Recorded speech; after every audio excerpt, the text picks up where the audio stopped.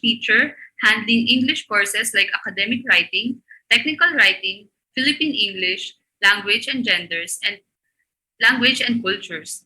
He is also a DepEd Inset research speaker on writing research papers for high impact journals and writing effective test items. He is actively involved in various social and development works such as the HIV/AIDS and sexual and reproductive health and rights awareness campaigns, behavioral training for persons with disabilities and out of school youths, and hair donation for cancer patients. Let's welcome our digital tayo trainer for this afternoon, Steph. Good afternoon, everyone. Hi, Nina. Good afternoon sa lahat ng mga FB participant natin. Kumusta naman? So, kanina tinatanong ni Nina, no, kung, am I audible? Sige. Tinatanong ni Nina kanina kung taga saan ang mga participant natin. Meron ba taga Danau, Cebu dyan? Mag-comment nga kayo if you're from Danau, Cebu because I've been there in 2017 for almost half a month. I did community teaching there. So let me know if you're from Danau, Cebu. Pumunta ako doon sa part ng Danau na malapit sa San Agustin Catholic School. Tapos kapag tricycle mo, may pure gold something. So let me know if you're from Danau, ha? Sige. I'll start sharing my screen. So give me a moment as I do this.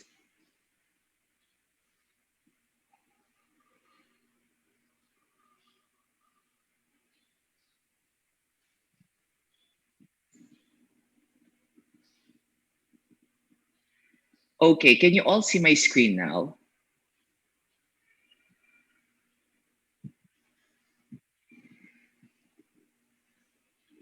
Okay, thank you for letting me know. All right. Welcome to our introduction to digital citizenship. Thank you for attending this kind of webinar for your empowerment and for your professional growth as well. This is to introduce and guide you to safely and securely use the social media. This will help you since sa panahon ngayon, puro social media ang ginagamit natin in communicating with our families and relatives and of course, in delivering our daily work.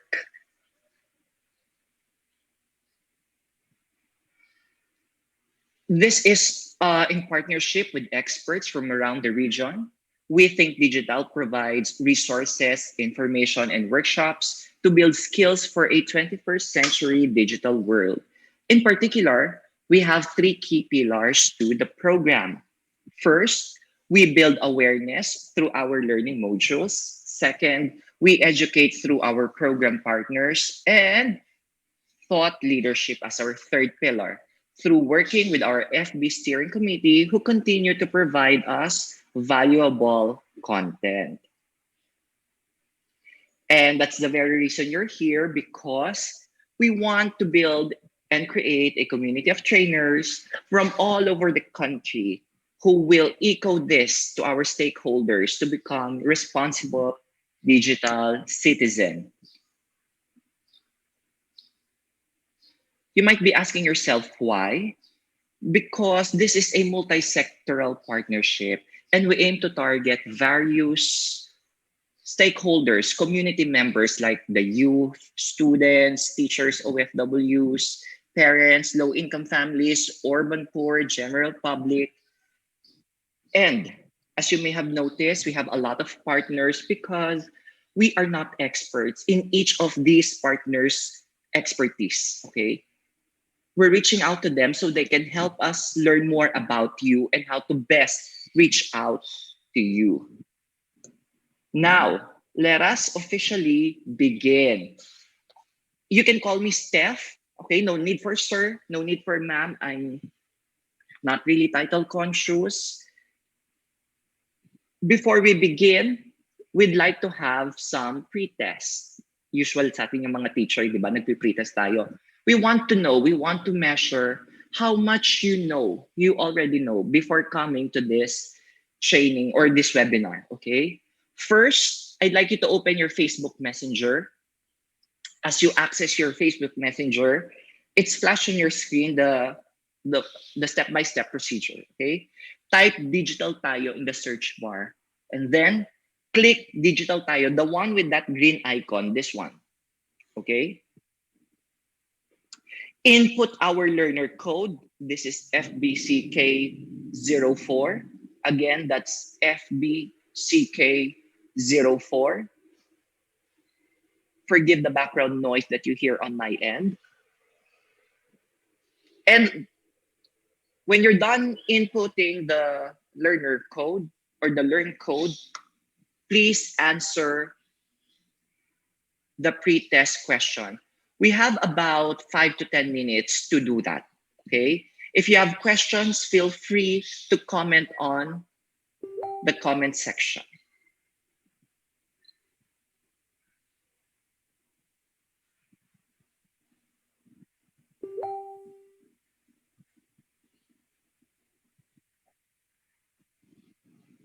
O may pa-music tayo ng kaunti para hindi naman nakakaantok ang hapon natin.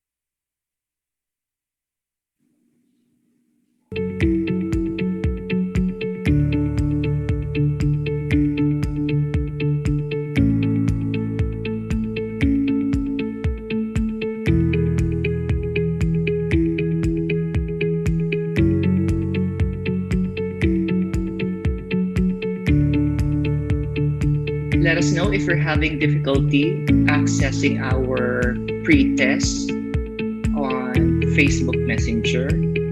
Again, your code is FBCK04.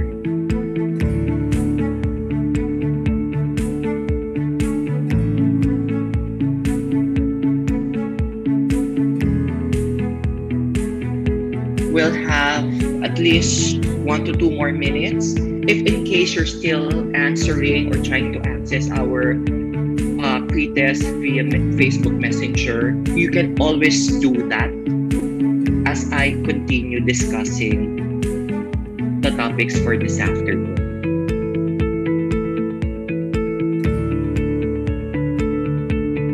And if you're experiencing a bit of a lag on your Facebook Messenger, just wait for a bit. Hopefully, it will work out perfectly in no time.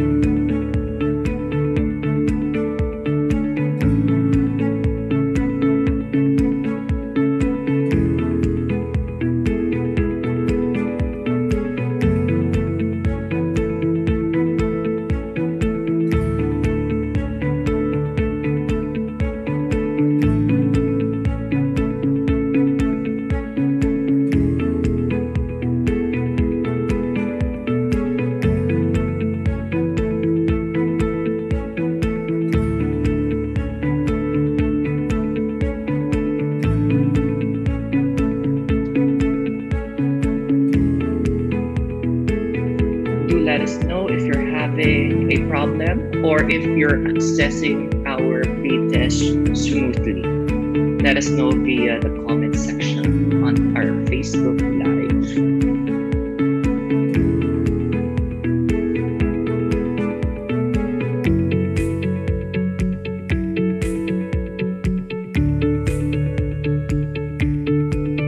Okay.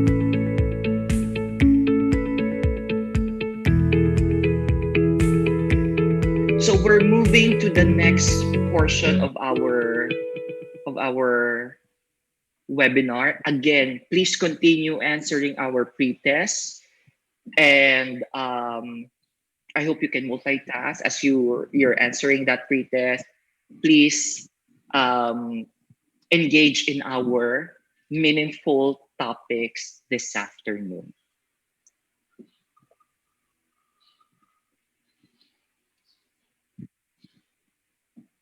Before we officially begin, I'd like us to have a little icebreaker.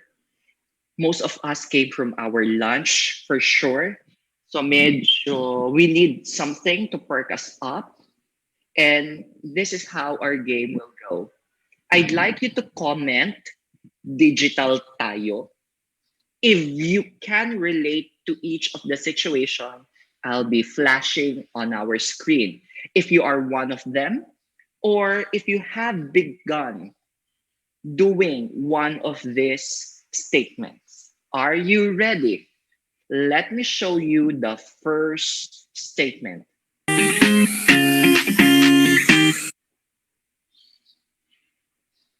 I watch K-dramas. Are you a K-drama fan? Isa ba kayo sa nabiktima ng sige isang episode lang? Mukhang maganda, sige magpapangalawang episode ako. Until such a time na natapos yun na yung isang buong season, 4 in the morning. Marami daw nag-digital tayo, maraming guilty, okay? But of course, it's for our entertainment. It's one of our comfort thing to do. So no judgment because I'm also trying to be a K-drama person lately. Next, I'm a member of Home Buddies on Facebook. Sinong guilty dito?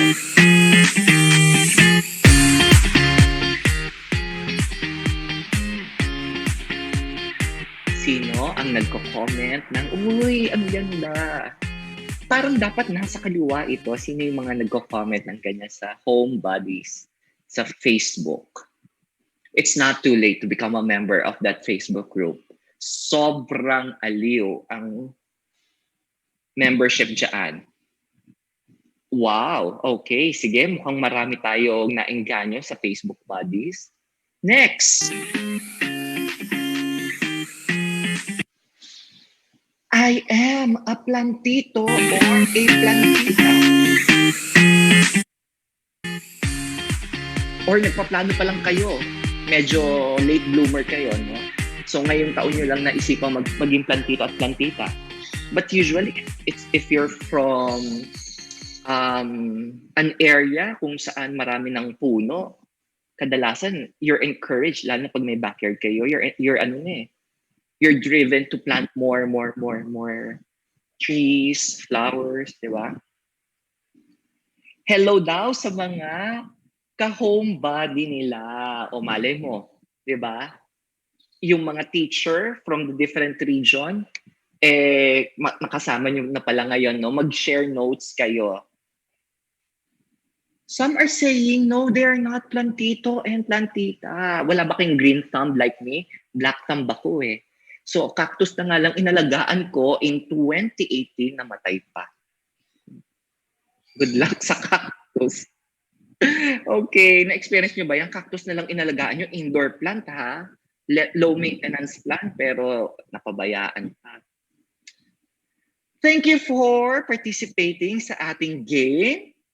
May mga nag-yes, may mga nag-digital tayo daw sa ating plantito plantita. Thank you for participating.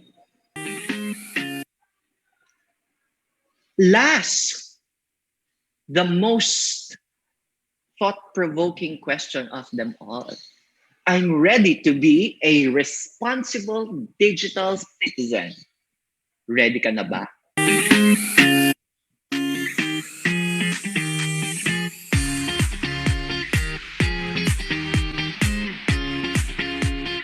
Sino dito ang ready na maging digital citizen? Maraming nag-yes. Thank God maraming nag-yes because that's the reason for being here. Okay, I'll move to the next. Hello from Region 7 daw. Okay, mahina ako sa math kaya prinasis ko pa yung VII. Okay, mahina ako sa math. Sorry. Okay. Hello from, naulit na lang pala. Okay. So this is you and the social media. Maraming salamat sa nag-participate sa atin and obviously, marami akong na-discover na K-drama addict na medyo hindi pala gearing toward plantito o plantita at ready maging this responsible digital citizen. Okay? These are the different ways we use social media. And for every way that we use social media, we have a reason for it. Okay? And at the same time, we also have to remember that as we use social media, it also entails risk. Okay? As risk comes along, we are here to know more about ways to protect our security, our information, which is always available online, depending on how we use it. So this module is about knowing how to navigate the online world and know how to protect ourselves.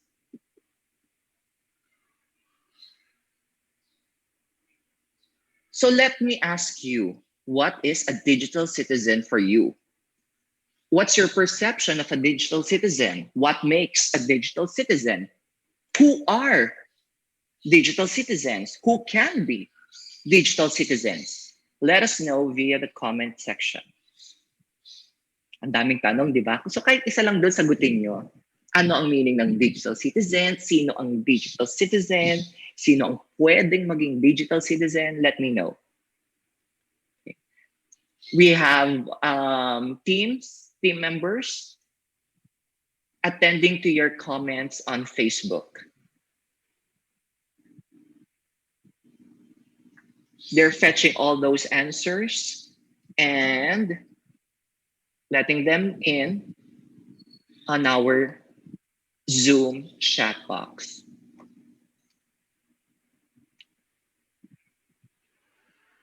Again, hello kung meron sa mga taga-ano dyan,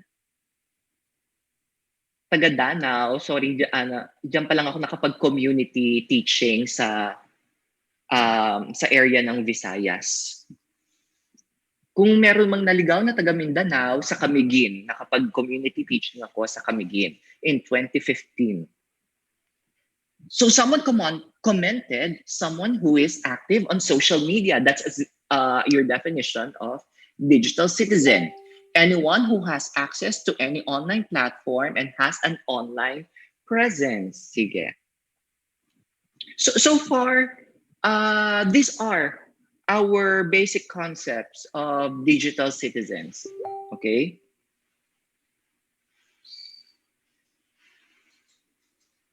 A digital citizen has the knowledge and has the skills to responsibly use the internet and other digital technologies. Remember the big word, the keyword here is responsibly. Your presence cannot just be felt online. You cannot just simply be using social media. You also have to be responsible when you use them. So, how do we become responsible digital citizen? There are three ways a digital citizen protects, and there are three ways on how you become a responsible digital citizen. So you have to protect yourself, your family and friends, and your community. It's not always about you. So we're going to discuss here in the next 30 or 40 minutes how we can illustrate protecting ourselves from the inside, going outside to our community. Okay? Let us discuss first protecting one's self.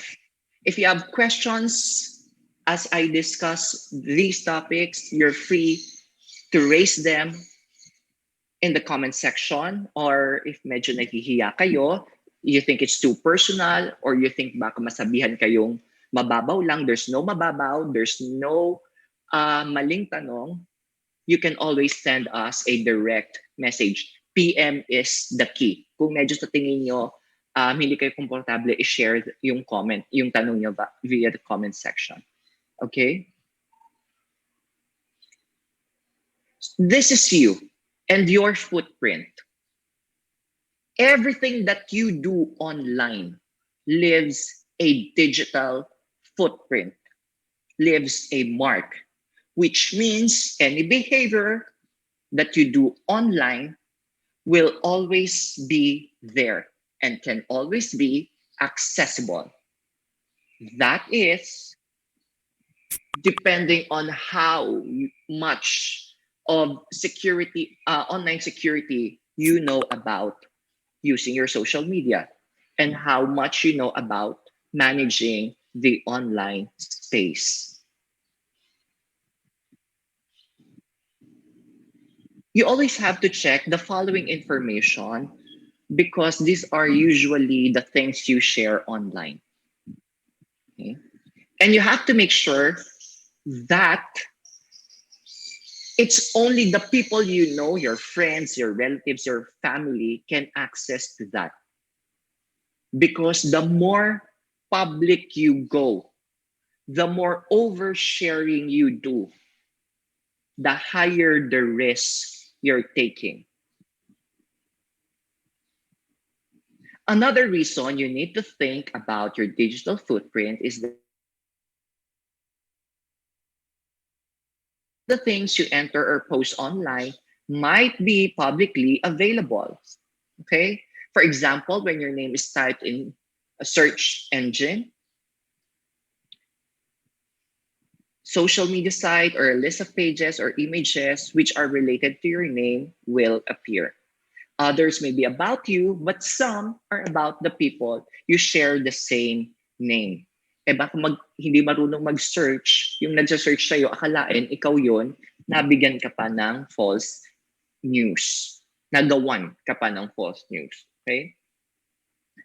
So what do you do then? You have to protect your identity. There are different ways to using the internet, and as we said earlier, there are also ways on how you can protect yourselves as you use the internet. Let us talk about how you can secure and protect your digital information. Three ways to protect your digital identity. First, choose the content that you show other people. Be wary of abusive content and always secure your account. We will be discussing them one by one. First, choose the content that you show other people. By doing this, first, we encourage that you become your authentic self. Okay? Don't use fake name, don't use fake profile, and know when to report these fake profile or fake names. Choose your friend wisely.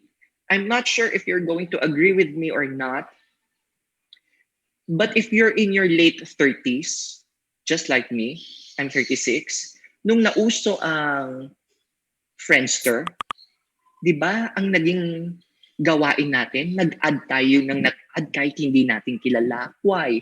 Because the name of the game during that time was the more friends that you have, the better Friendster account you get. Mas maraming kaibigan tayo, mas sikat, mas magandang tingnan. Yun ang naging pamantayan natin. That was our basis. Okay?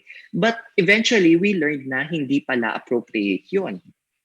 And of course, choose your audience wisely. Be careful with what you share and also with the things, with the posts that you like online. Okay? That's why we have Facebook community standards, like a code of conduct or a student handbook. This is an outline of what is and what is not allowed on Facebook. These policies are inclusive of different views and beliefs, those of people and communities that might otherwise be overlooked and marginalized.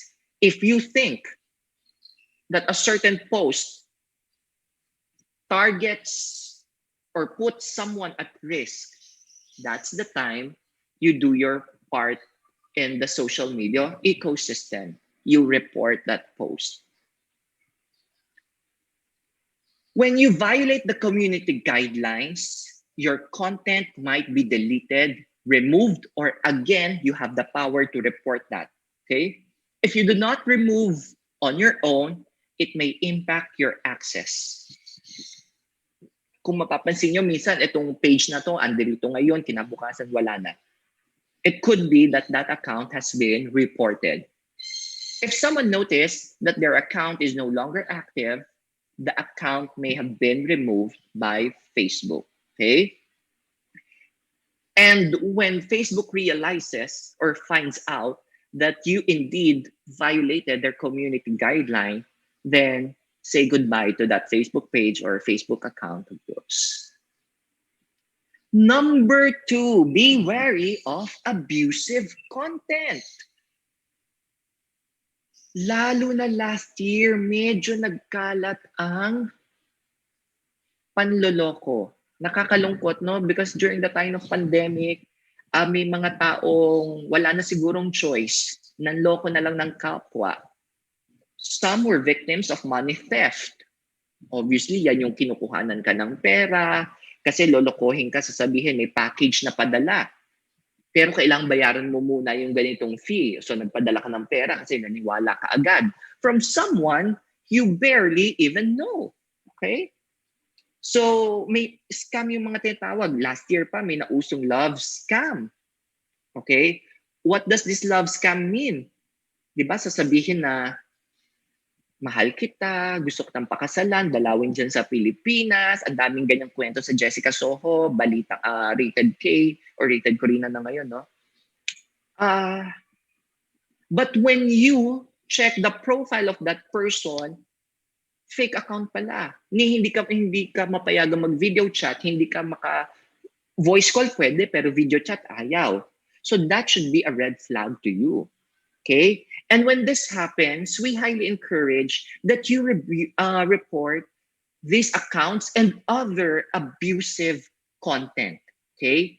These posts, these accounts should not even be present at all in the social media world. Okay? Identity theft. Dahil nagtiwala ka, oversharing ka, ATM at Danao Cebu Public Market, for example, may ganun. No? Nakalimutan ko na yung pangalan ng market doon eh. ATM at 168 Mall. So lahat ng galaw mo, ipinakita mo na, ayan, tuloy. Nagamit ang identity mo sa maling paraan. Okay? And of course, phishing. This is when people create fake websites and ask you to share your username and password. Again, kung kaidaran din kita and nahilig ka sa MTV, baka naging fan ka rin ng Catfish. That's a reality TV na program, na pinagsama ang identity theft, phishing, and love scam. Okay? They trace people who have had serious contact, serious relationship, romantic relationship with someone they don't know, via the social media, and then turns out hindi pala yon, poser account pala yung mga yon, as the Gen Z say. Um, Poster account, so yun. Naglaho na lang, gumuho ang kanilang mundo when they found out na fake people palang kanilang mga kausap. That's why the only way to do that is to secure your account. Okay? Ensure, especially if you're using computers in computer shops, okay? Make sure that you log in and log out. Even in our own personal devices.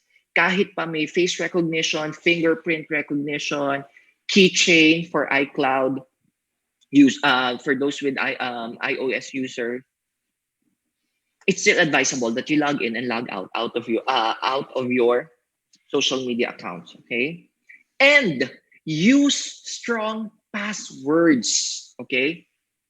It has to be a combination of letters, numbers, characters, okay? Letters, capital and small letters, okay? It has to be ideally 8 characters long.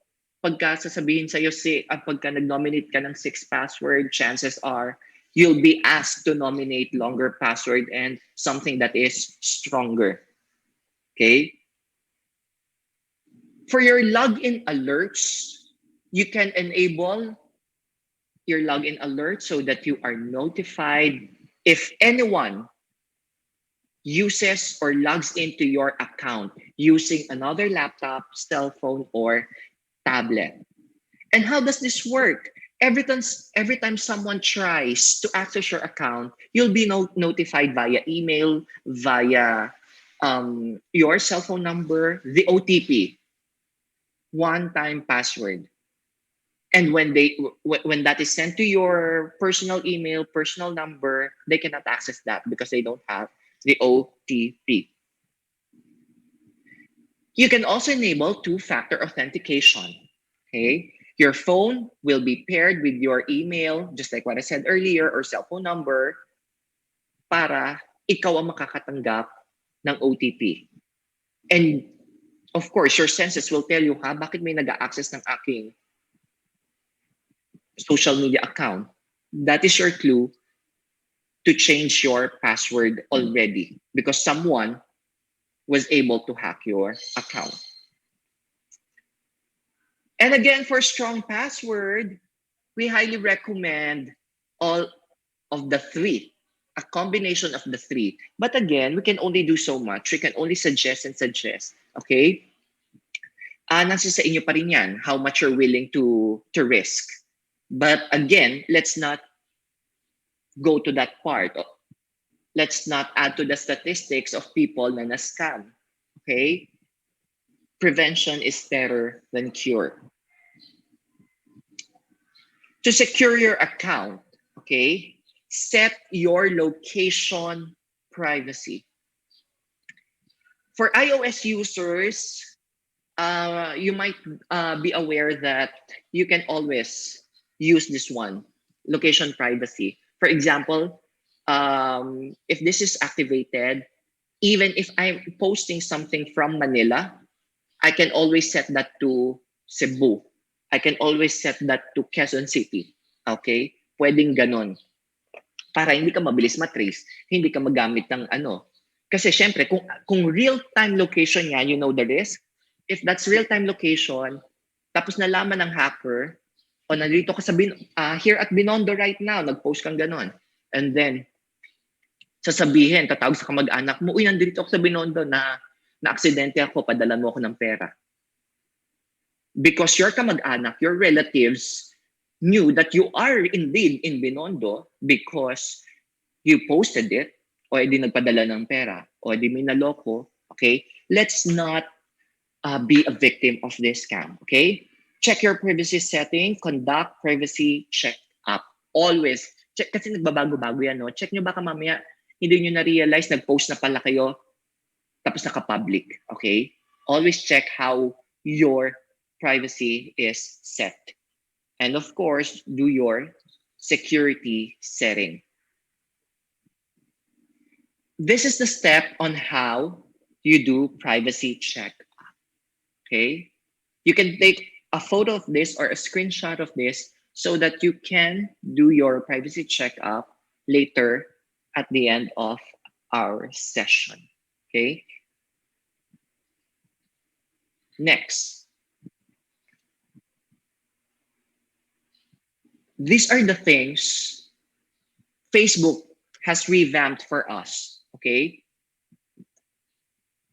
four distinct topics to help us strengthen our account security and control who can see what we share and how our information is used. First, who can see what you share part will help you review who can see your profile information, like your phone number and email address, including your posts, your pictures as well. Kaya minsan magtataka kayo, bakit ang Facebook profile nitong kakilala nyo walang picture? That's because it's privately set. Kung naka-public yan, makikita nyo kagad yung profile picture. Okay? Second, how to keep your account secure will help you strengthen your account security by setting a stronger password and turning on login alerts. Number three, how people can find you on Facebook. Kung gusto nyo medyo, ang tawag dyan before 2011, unsearchable kayo. Okay? This will let you review This will let you review ways in which people can look you up on Facebook and who can send you friend requests. Before, sa sobrang strict ng privacy setting ng Facebook, those who can send you friend requests can be limited to yourself lang. So what does that mean? Walang pwedeng makapag-invite sa'yo. Pero ikaw pwede ka makapag-invite. But then, perhaps, Facebook realized na parang hindi yan gaanong nagmamaterialize sa mga taong gusto talaga ng connection. Kaya meron siyang friends of friends ang option and everyone on Facebook. Naging dalawa na lang, okay? Your data setting on Facebook, that's the fourth, will let you review the information you show and share with apps you've logged into with Facebook. For example, you want to ensure na kapag nagpa-deliver ka sa Grab, hindi ka mapagdududahan na baka fake customer to. So you use your Facebook to log into your Grab account para may sense of authenticity na totoong buyer ka, totoong client ka, at good customer ka. Okay? Number five, your ad preferences on Facebook will let you review the type of ads you receive. If you think these ads do not interest you, then you can always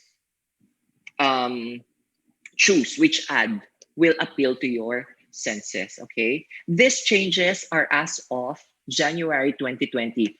Madalas binabago nila yan depending on the need of the public. So again, just to summarize, set strong passwords, enable login alerts, activate login approvals, log out of unused devices, and of course, always do security checkup. Kung sa katawan natin, regular tayo nagpapa-physical checkup, ganun din sa mga madalas natin ginagamit na device para hindi tayo magiging biktima ng scam. Now that we have talked about protecting ourselves, it's time that we know how to also protect our family and friends. But before we do that, let me show you some most likely posts from the people you know. We have 3 sample posts here or statuses. Your office mate posted, "I really hate my boss."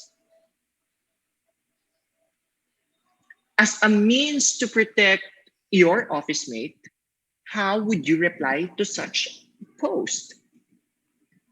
Your friend perhaps commented, "It's such a hassle being in the Philippines. I hate it here." How are you going to protect your friend? How would you reply to this? And your kapatid, your sibling said, I'm too lazy to go to school. How are you going to react to this? With protecting them in your head, your primary concern, let us know.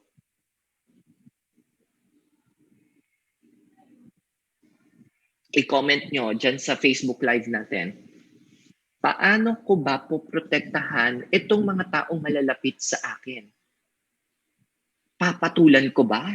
Si friend na nagsabing I'm hating the Philippines, di umalis ka. Yun ba gagawin mo? Si sibling, ayaw daw pumasok sa school. Hoy, ako nagbibigay ng baon mo, babawasan ko yan. Ganun ba gagawin natin?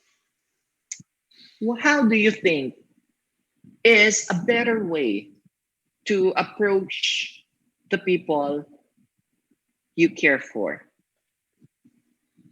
I will send a private message, not a comment. Pwede, okay?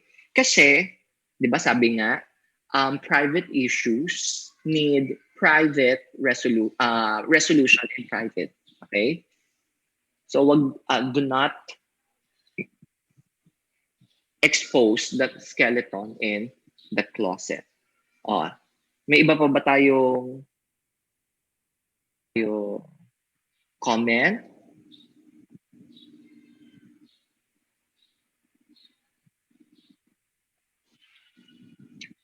Okay, halos same lang daw yung ibang responses. Okay, and I totally agree with that, no? If you want to send a private message to any of these close people to you, we're on the right track. We're doing the right thing. Okay. Remember, people can have so many different stories and backgrounds, which trigger them to post, act the way they do. Sometimes we might feel negatively or make judgment toward this people.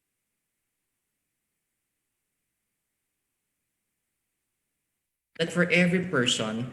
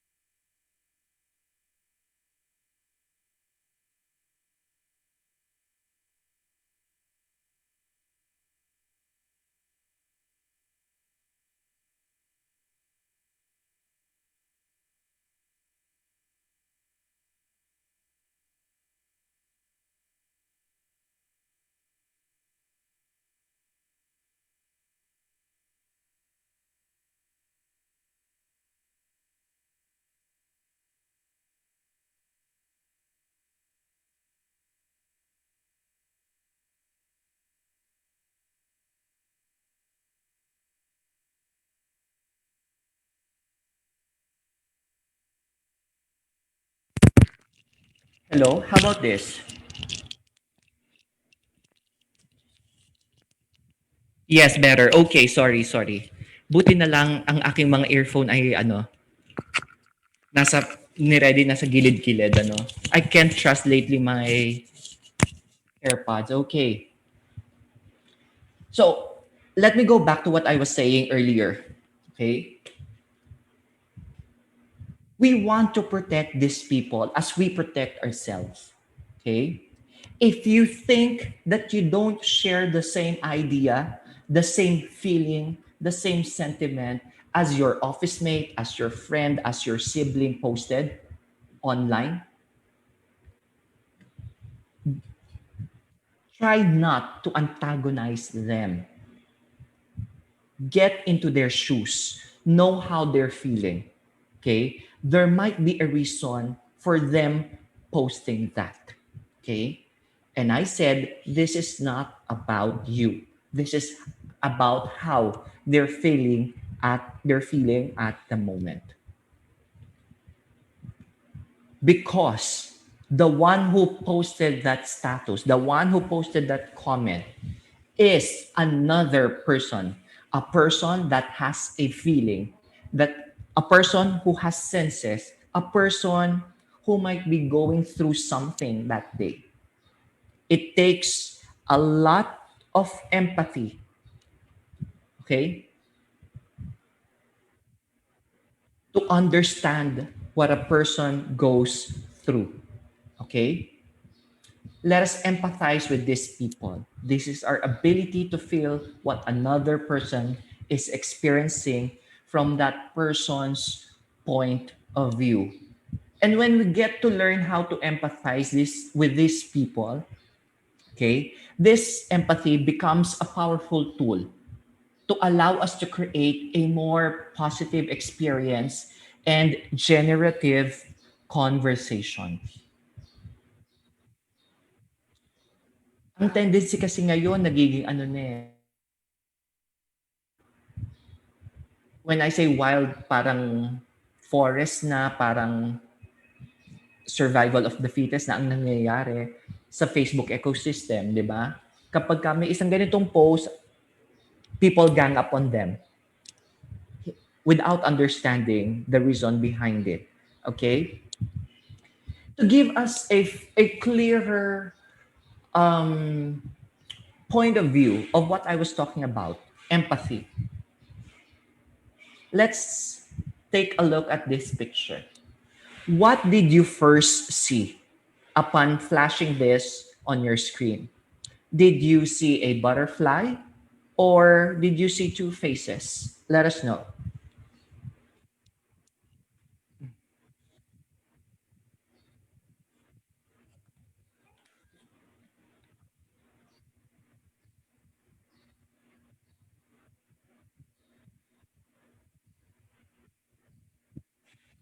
Butterfly.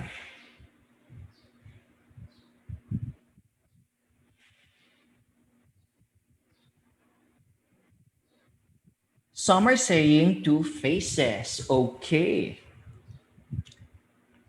Did you notice the polarizing answer? What? Perhaps some people from your group say, I saw a butterfly. And the other group says, no, I saw two faces. Now you tell me. Some are saying both, okay? Now you tell me, are we going to have an argument about this thing? Magtatalo-talo ba tayo sa simpleng bagay na to? Okay? Some of you might say, no, hindi to simple. Some of you might agree with me na simple to. Okay? That's exactly the point of what we were talking about earlier. Let us try to understand a person based on what that person is coming from. Another image, what did you first see?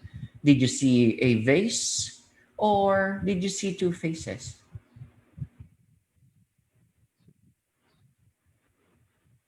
Same principle applies. Whether you see two faces, whether you see a vase, it's all right. I won't argue with you. I won't lash out at you. That's fine. Because I'm thinking you might be looking at this image from a different perspective. And you might be coming from a different frame of reference. And that's okay. Let's just meet halfway. Magkita tayo sa gitna. Let's find a way on how the two of us or all of us can coexist at the same time in this kind of ecosystem. Some are saying both vase and two faces. Some are saying two faces. Okay. When we practice this, the art of empathizing with someone, we are able to bring about a community that listens, a community that understands, and a community that creates solutions more than problem together. Okay?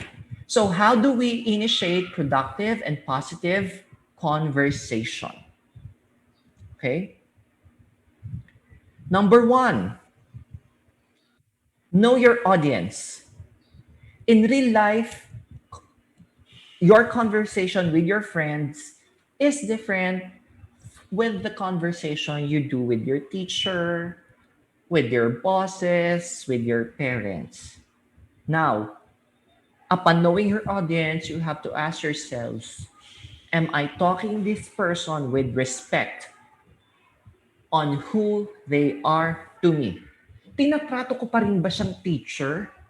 Kahit online kami, kahit virtually lang kami nagkikita, marami tayong na-experience ngayong ganyan. Mga teacher, no? Kasi medyo inaakala ng ating mga estudyante, nasa bahay ako ngayon eh. So medyo pa-relax-relax, chill-chill lang. Okay? Kasi ang inisip nila, nasa bahay ako, ugali ko sa bahay ang gagawin ko. Wala naman ako sa school, so bakit ako mag-uugaling school? Minsan may ganyang thinking, di ba? Next, put yourselves in their situation. This means that you look at the things based on their point of view and not always based on yours. Hindi kasi pag ganito ako, hindi kasi, again, hindi po ito tungkol sa iyo. Tungkol ito dun sa tao. Remember, a problem does not have a face. Mukha yang masaya, mukha yang nag-post ng ganito. Pero baka may pinagdadaanan yan. Okay? So what do you ask yourself in terms of placing ourselves in others' shoes? What is their background and their daily experience which may have influenced their opinion? Okay? Kasi kung nag-post siya ng kakaibang opinion as your opinion, baka kapag kinontra mo without carefully considering where this person is coming from, 100% away ang kalalabasan niyan. Talakan to the max. Okay? Number 3, treat everybody as important. Walang superior, walang inferior. We're all equal human beings. For as long as lahat tayo kumakain, for as long as lahat tayo humihinga ng parehong hangin, we all should be equals. Okay? Ask yourself this question. In what way do I want to be treated by other people? The golden rule. Treat other people as you want other people to treat you. Okay?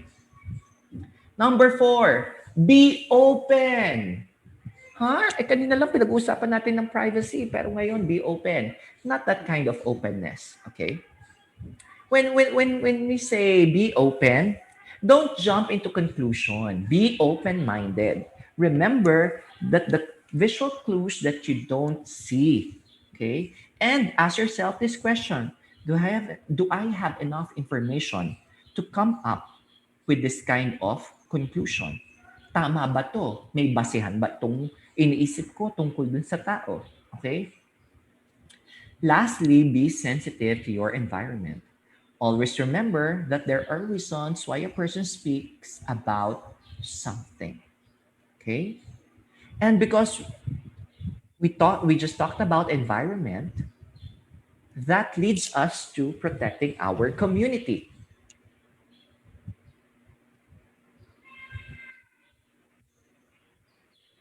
As a digital citizen, we are prone to various type of information. They can be fact, they can be opinion, or worse, they can be false information. Let us try to differentiate fact from an opinion. This is a fact, something that is true and can be proven. This is an apple. It was apple during the time of our ancestors. It is an apple today, and it will be an apple in the coming generation. It will never change unless otherwise change. Okay? That is a fact. And this is an opinion. This is the only apple in the city. Really? Can you prove that? Have you searched far and wide para sabihin yan lang ang nag-iisang apple sa inyong syudad? And what are false news? Okay? Because I think as sa edad natin ngayon, we can for sure distinguish fact from opinion. But can we distinguish real information, true information, as opposed to false information? And in reality, false information have real consequences to people. Akala natin basta nag-share lang tayo for fun. Pwedeng sa atin for fun. But again, this is not about you. This is about the lives being affected by your sharing of false news or information. Here are examples of false information. Although some are clearly not true, sometimes it's hard to tell true from false information. False news is not just in politics, it's spread in many ways and on multiple subjects. Okay? Madalas biktima niyan ang celebrity, ang model, ang ordinaryong tao nagiging biktima niyan. So let us not be a victim of false news or false information. Let us do further investigation. So how do we investigate? How do we determine whether a news item, a picture, or any information we see online is real or false? Let us have an activity. True or false? Okay. I'll flash various things that you can check, that you can use, okay, to discern if a news or story is true or not. Okay. Let us know the letters that you think could be good basis in determining true from false information. Ready? Let's have this. How do we know if the news article post is real or false? What can you use to your advantage? Are you going to refer to the read about us website section? Are you going to refer to the domain or website name? Are you going to check if the post is from a friend or close friend? Or are you going to check the picture? Remember, ang gusto nating malaman dito, ways on how to spot real news. Okay? We're doing an investigation.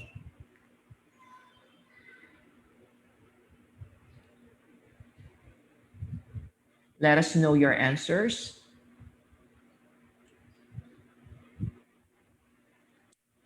Most of you are answering A. Read the About Us website section. Okay? You make a point there.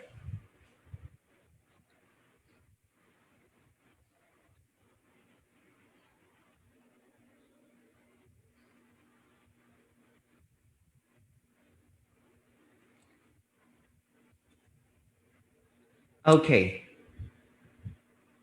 Meron din nag-answer ng B.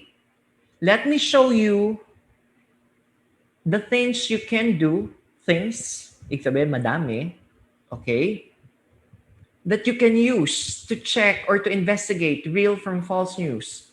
Tada! Nahuli ako, sorry. Hello? Okay, wait. Eto na.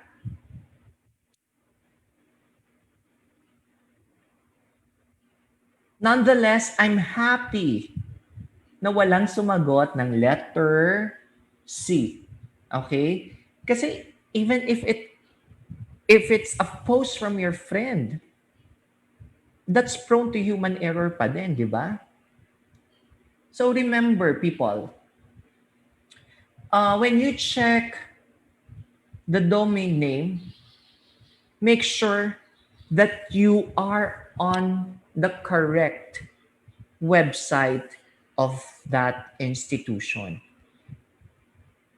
Example, CNNphilippines.com is different from cnnphilippines.con. C-O-N. Yan yung naging problema.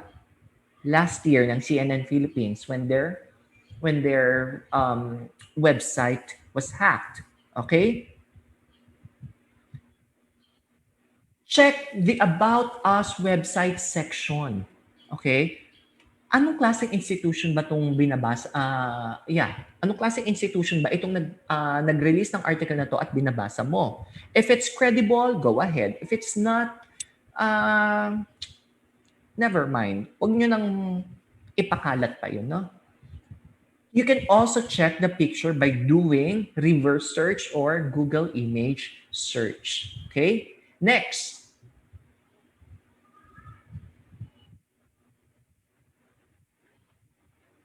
how do we know if the news article post is real or false? What do you do? If it's shared by a group or page you follow, if it has sources, evidence from credible institutions, if it's shared by more than 1,000 people, or you also check the author. What would be your barometer to know whether it's real or false news? May nagsagot B. Check the sources. That's good.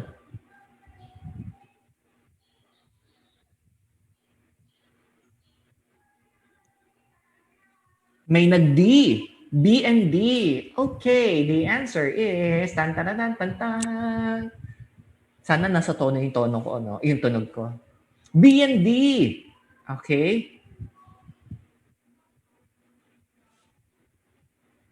Would the publishing site meet academic citation standards? Just because a site is popular among your friends does not mean its content is accurate. Kasi ganyan tayo eh. Kung ano ang popular, doon tayo. Wag naman, okay?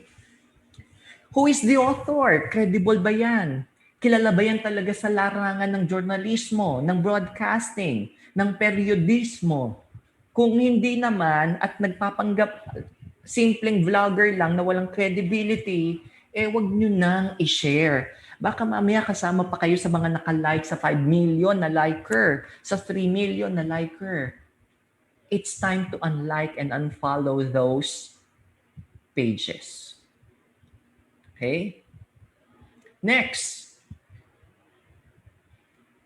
another ways to check whether a news article or online post is real or false. Do you check spelling errors like all caps, dramatic punctuation? Do you check the date of post? Do you check the date of article? Do you check if an article is familiar or not? Ano ang sagot ninyo?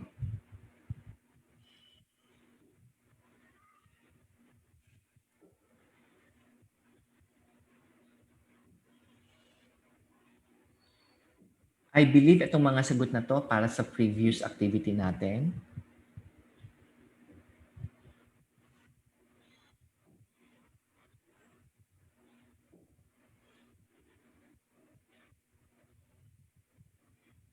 A, B, C.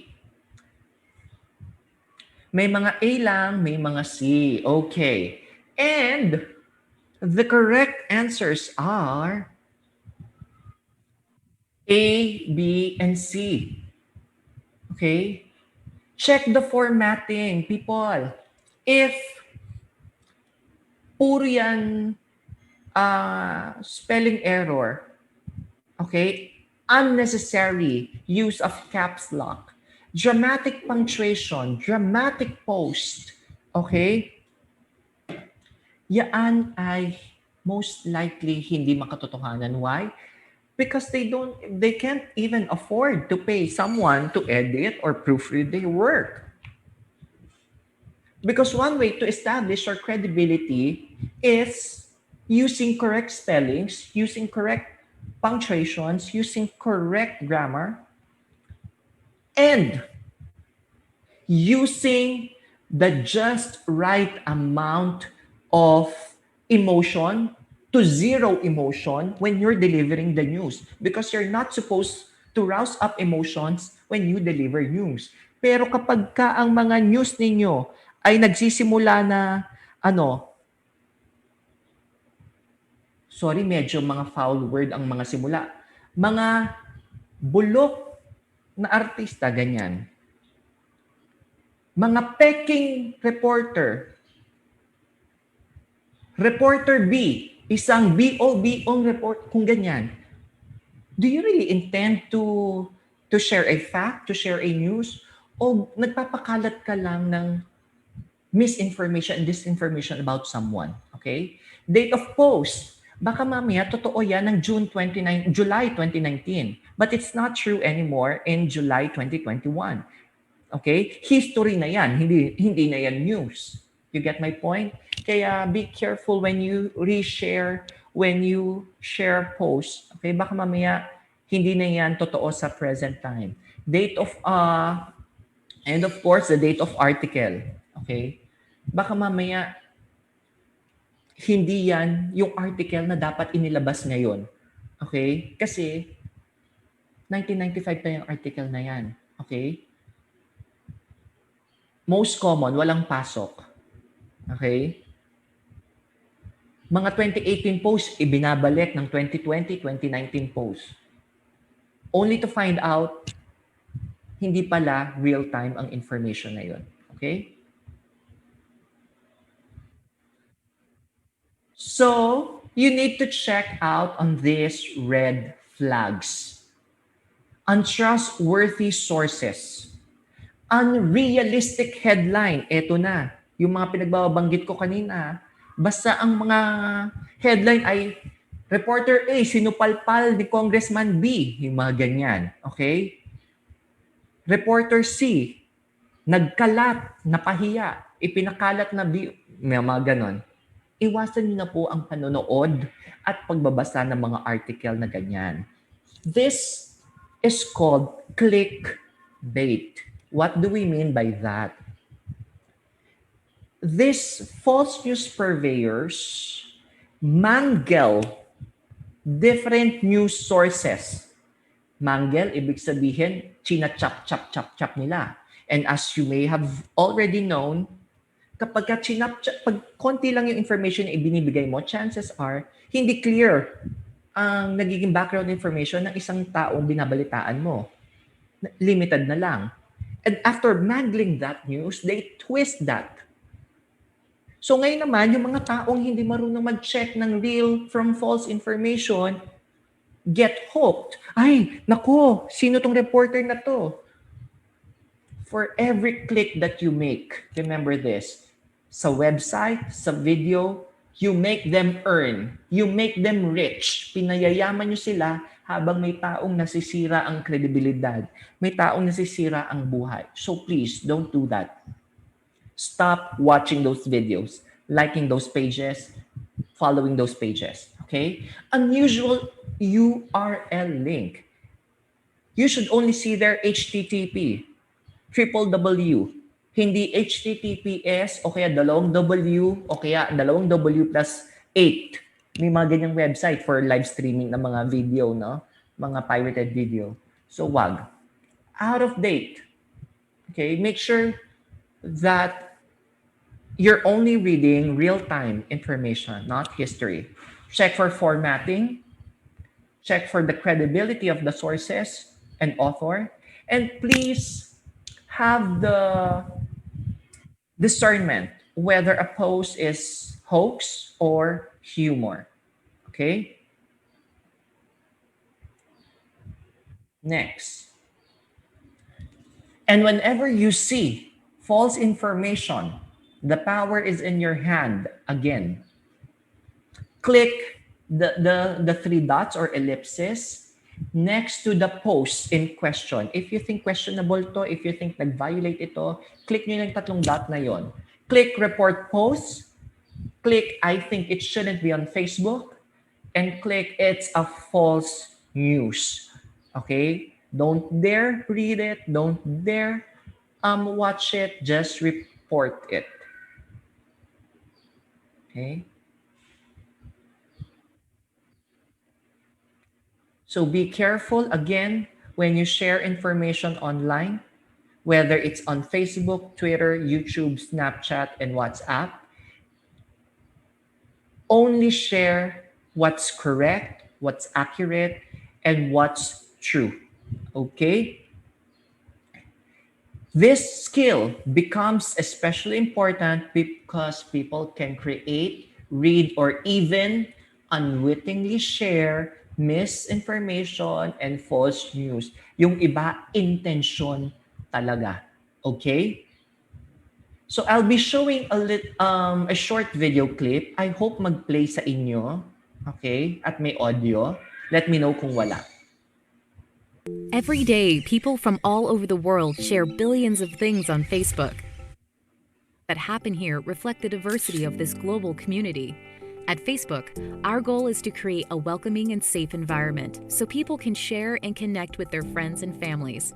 Occasionally, people share content that can be Can abusive you or hear it on harmful. your end? We created Facebook community Okay, good. standards to explain what kinds of things can and cannot be shared on the site. For instance, you can't bully or harass someone or post hate speech or threats of violence. If you see something that you think violates these standards, report it by clicking the report link so that we can review it and take action. Not all disagreeable or disturbing content violates our community standards, but by blocking, unfollowing, or unfriending the person or page that posted the content, you can control what you see on Facebook. To learn more about our community standards, visit Okay. facebook.com/community standards. Every day, people from all over the world share billions of things on Facebook. The So you can always get assistance through the Facebook Help Center. Okay? Always refer to the community guidelines when you think something is not right sa mga posts na nakikita ninyo, if it's violating someone's privacy, if it's violating someone's credibility or identity, always report that. Okay? So there you have it. We've talked about responsible digital citizen who protects oneself, their family and friends, and of course, their community. Thank you. And we'll now be proceeding anytime soon to our next discussion. If you have questions, let us know via the comment section on our Facebook Live. Thank you.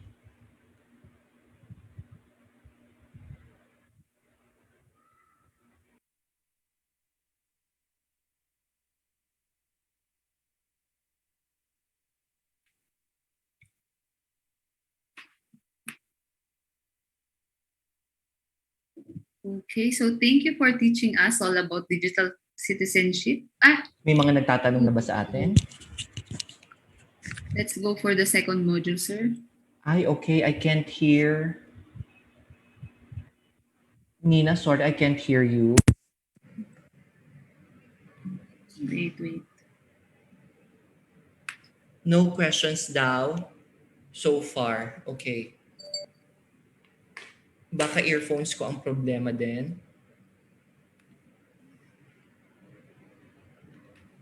No, sir.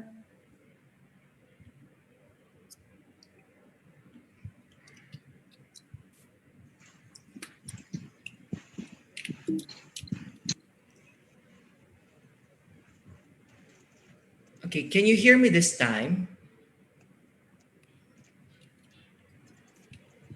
I hope you can hear me. Yes, okay, good. Thank you. All right, we're done learning about becoming a responsible digital citizen. Now, we're going to talk about digital engagement. Okay,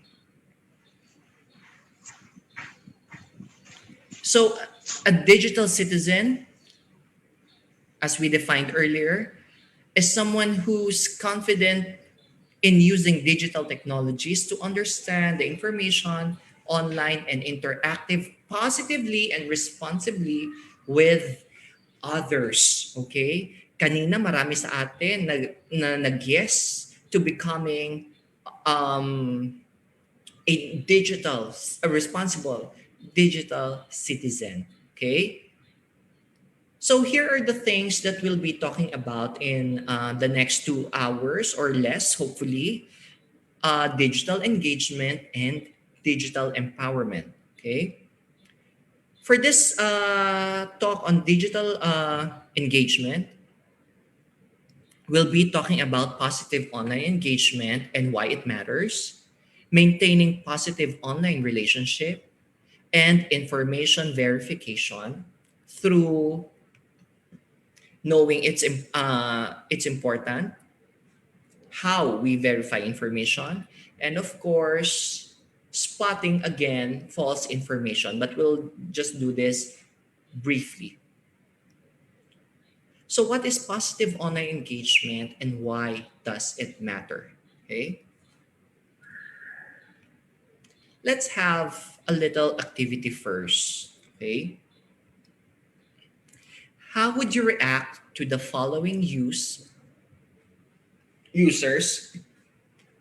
if you were in their position? Okay, first scenario: Gabby was at lunch with her friends, but when she ran to the bathroom, she left her phone on the table. While she was gone, her friend Castell grabbed Gabby's phone and started looking through her texts. Will you feel nice about it? Will you think it's awesome? Or will you feel sad about it? What's your answer?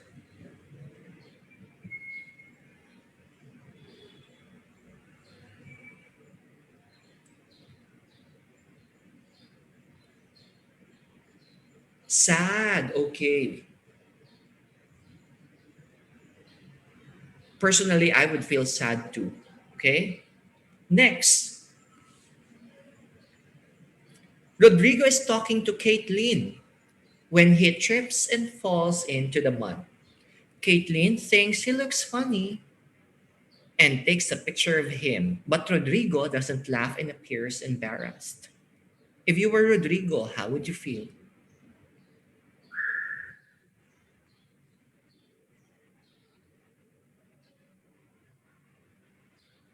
Will you feel nice about it? Will you feel awesome because Caitlin took a picture of you?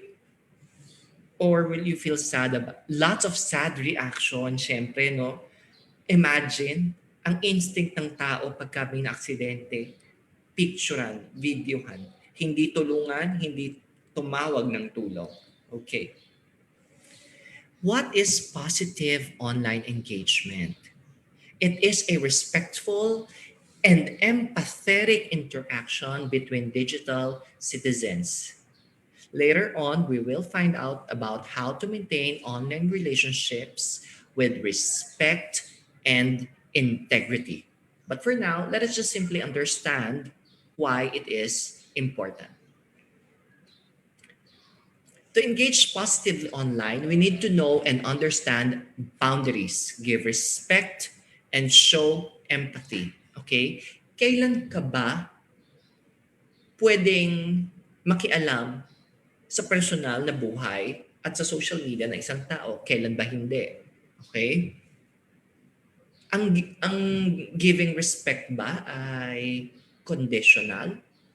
At ang pagbibigay ng empathy ba ay depende sa iyong mood? Okay? Each one of us has an invisible bubble. Okay? If each of us has an invisible bubble, then that means to say the part where these bubbles connect is your boundary. Okay? Protect it. Protect your boundary. Protect other people's boundary as well. If that person doesn't feel like sharing with you something today, then respect it. Okay? Know when to pry on someone's personal space. Okay? Hindi porket close friend na kayo since kindergarten, dapat alam mo na lahat yung mangyayari. No, let's shut out that idea. Okay? Allow a person to share with you something that is private in their own comfort zone, in their own comfortable time. Okay? And when they are in their comfort zone. Kasi baka mamaya sobrang high ang emotion, sobrang galit, sobrang saya. Hindi rin naman maganda kapag naging ganon ang background ng pag-share ng information. Okay? And show empathy. We discussed this earlier. Okay? Remember that you're dealing with a person, not a robot. So we'll be giving you ways on how to maintain positive online relationships. When we engage online with respect and empathy, we build positive relationships. Positive relationships equal healthy relationships. But what if our behavior do not show respect and empathy to the people we engage with online? Hindi ko naman niya kilala, yaan mo na. Parang pangit ang post niya kaya pinatulan ko. Does it justify your means? Okay. Let's look at some scenarios or behaviors and identify which can get in the way of a healthy online relationship. Okay? So give me a thumbs up if you think it's a good online relationship. Give me a thumbs down if you think it's something that you have to get rid of. Okay? Because it's not healthy for your relationship. One, messaging your partner 24/7. Who are giving it a thumbs up, who are giving it a thumbs down.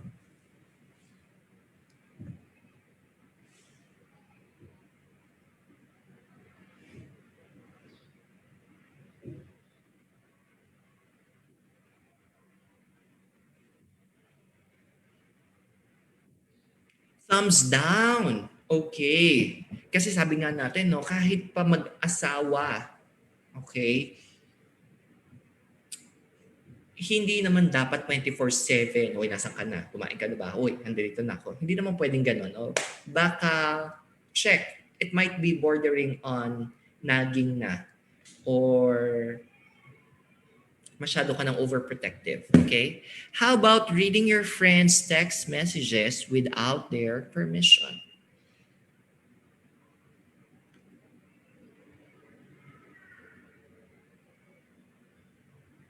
Are you giving this a thumbs up?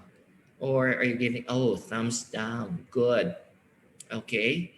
Bad daw. Syempre, di ba? Kasi kung phone mo yon, di basahin mo ng basahin yung mga message mo. Pero kung di mo phone, wag mong gagalawin.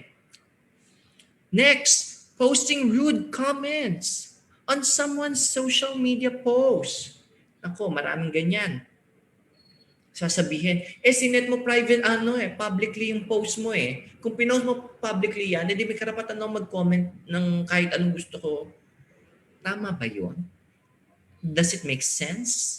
Is it sensical? Is it sensible?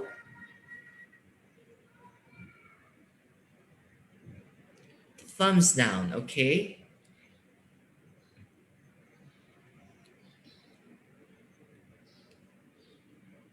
How about tagging your friends in photos from a party?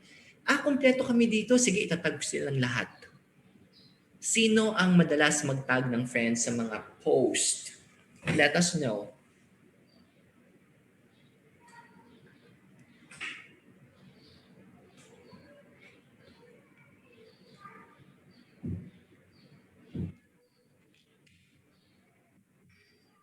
Yung bawat galaw, bawat lakad, group picture, tag ng tag. Okay? Remember our invisible bubble, our personal space.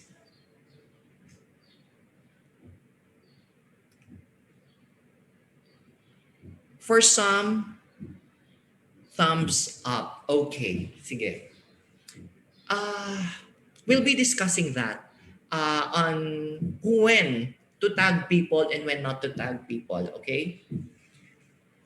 Because what we do online has an impact on our relationship. Lahat yan, walang excuse dyan, okay? So we follow the traffic lights of online relationship. Good. Someone commented daw, ask permission muna. Okay? We have the stop signal, the slow down signal, and the go signal. When do we put a stop to the things we do online? When do we slow things down? Hinay-hinay muna. And when do we give it a go?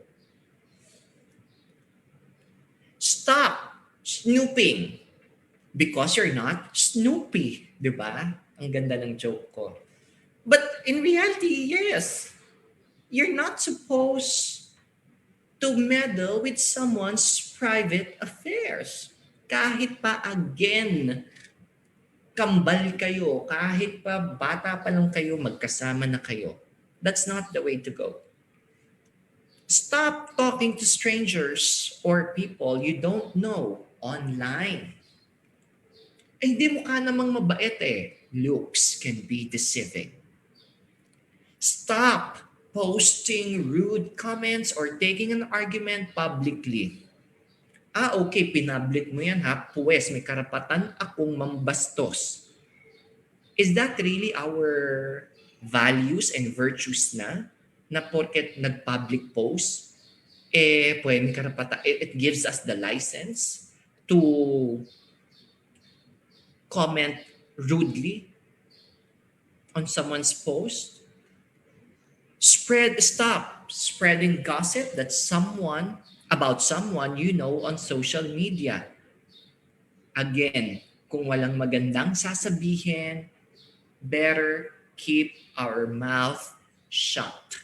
Kung walang magandang maidudulot, huwag magsasalita or magpo-post. Slow down! Hinay-hinay muna. Chill lang. Over messaging. Once or twice, thrice in a day, di ba? Remember, kung napanood nyo ang Sex in the City, lagi ko itong example, yung mag-asawa doon, Carrie Bradshaw and her husband, have decided to get a day off every week in their marriage. So weekly, meron silang isang araw na hindi sila mag-uusap, hindi sila mag-update, that they can be whoever they want to be. They can be anywhere they want to be. Para pag nagkita uli sila, hindi sila nagkakasawaan, may bago silang pag-uusapan, may bago silang pagkukwentuhan. Okay? One of the healthy ways you can maintain healthy relationships. Okay? Slow down. Hindi natin sinasabing completely stop. Slow down. Tagging your friends or sharing photos or videos. Uy, okay ba sa'yo yung i-post ko to? Mga naka-swimsuit tayo. Eh baka mamaya sa Catholic school, nagtatrabaho yung itatag mo. Eh, di ba ang mga Catholic school minsan, pinagsasabihan ng ating mga kasamahan na wag mo nang mag-post ng ganito kasi may mga kaibigan, may mga connection kang estudyante. Okay? Keep that privately. Slow down posting excerpts from a private conversation. Kadalasan yan na yung nagiging name of the game ngayon, no? Screenshot. Gusto mo bang maging famous? Gusto mo bang sumikat? Pues ipopost kita online. Try to settle things between the two of you together and in the proper forum. The social media is not the proper forum for that. And we give it a go if it's showing kindness, if it's protecting our personal information, if it's recognizing that others' opinion will different from yours, and it's okay to have dissenting or differing opinion. And upstanding for yourself and others. Earlier, we talked about protecting ourselves and how we can protect our families, our friends, and the immediate community. That is one way to upstand for our friends and for ourselves.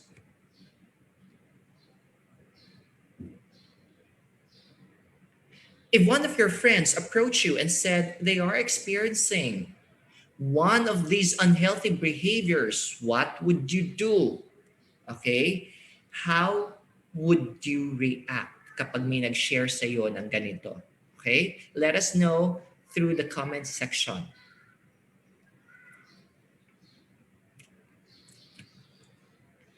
Alfie posts a mean picture of Tom on Instagram. Lots of people like the picture and are posting mean comments underneath it. Sammy sees this and reports it to Instagram. What would you do? Are you a bystander who just observes, or a lurker, sabi nga natin, who just observes and does nothing about things? Or are you going to be an upstander who will stand up for someone and defend someone? Which one will you be? Let us know your answers. You can DM us, you can comment that on our Facebook Live.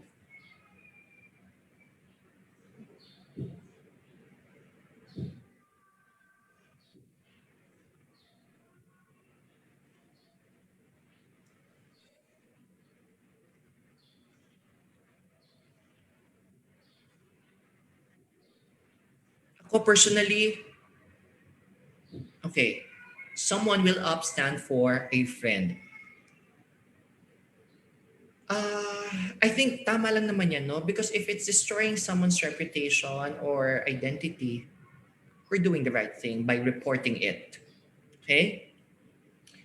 Next, Jenny posts how she hates her boss and how horrible her boss is. Anna, her friend, likes the post and sent a laughing emoji. Is this an upstander or a bystander? What do you think about this situation?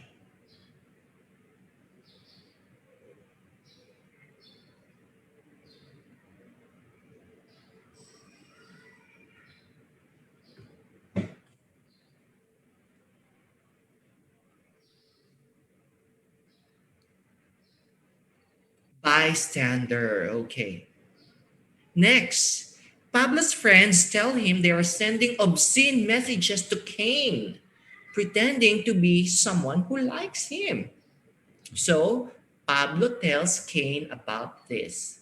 Is Pablo a bystander or an upstander? How would you react to this kind of situation? Kung kayo yung si Cain at kung ikaw din naman si Pablo, what would you do?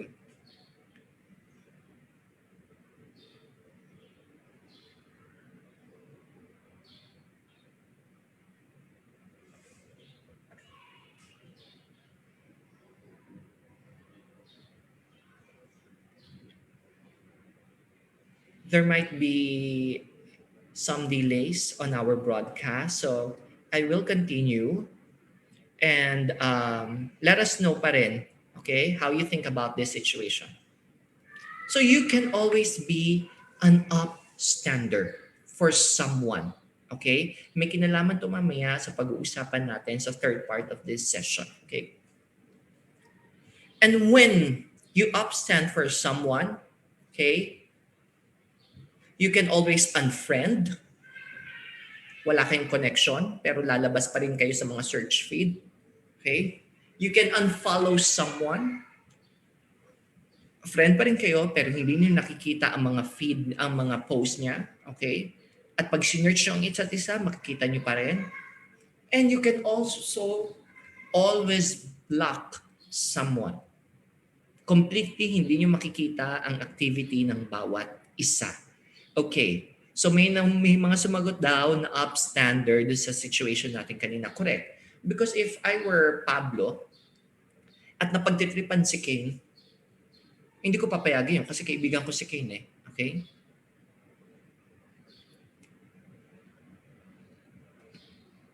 Another way that you can deal with someone who's rude, with someone disseminating false information, report the post.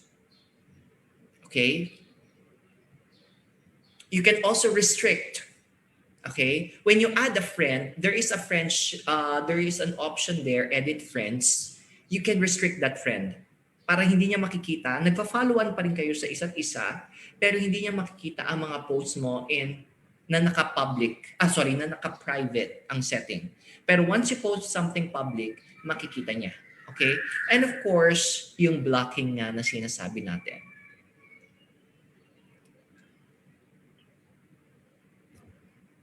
So in sending someone messages or in a group chat, if you think that's not healthy, you can also do the following. Leave, okay, the group chat kasi kadalasan sa group chat ito, no? Dahil hindi healthy, puro mga false information, may ibang group pa dyan, I think it's early this year, na nakakatanggap tayo ng private message at saka mga tag sa Facebook natin na puro mga porn ang laman tapos virus pala. So, dapat hindi kiniklik yan. Block them, report them. Yun yung mga dapat gawin. Excuse me. So, in summary, let us all be positive online. Let's do positive engagement and be respectful and empathetic with the people we interact with. Engage positively online. Know our boundaries, where it begins and when it stops. Maintain a positive online relationship. Follow the traffic signal. Stop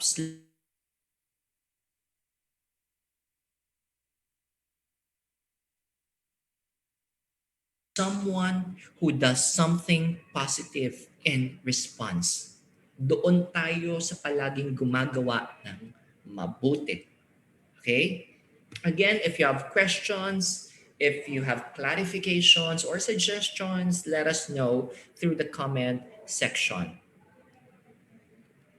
So, let us now talk about verification. Dahil nga marami tayong nagiging biktima ng false news. Okay?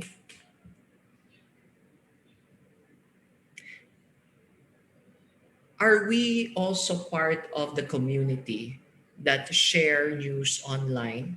Pag may nakitang news, share kagad. Okay? Because we want our friends, our followers to be informed in a timely manner. Okay? If so, do you ensure that you're only sharing accurate, true, and real information?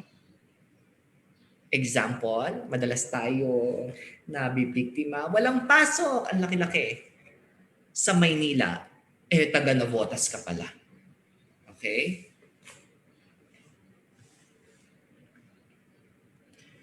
While some people intentionally try to fool news media, for example, reposting a no classes or walang pasok announcement without looking at the date it was originally posted, sad to say, may mga tao pa rin who falls prey sa mga ganito, sa mga ganitong mga false information.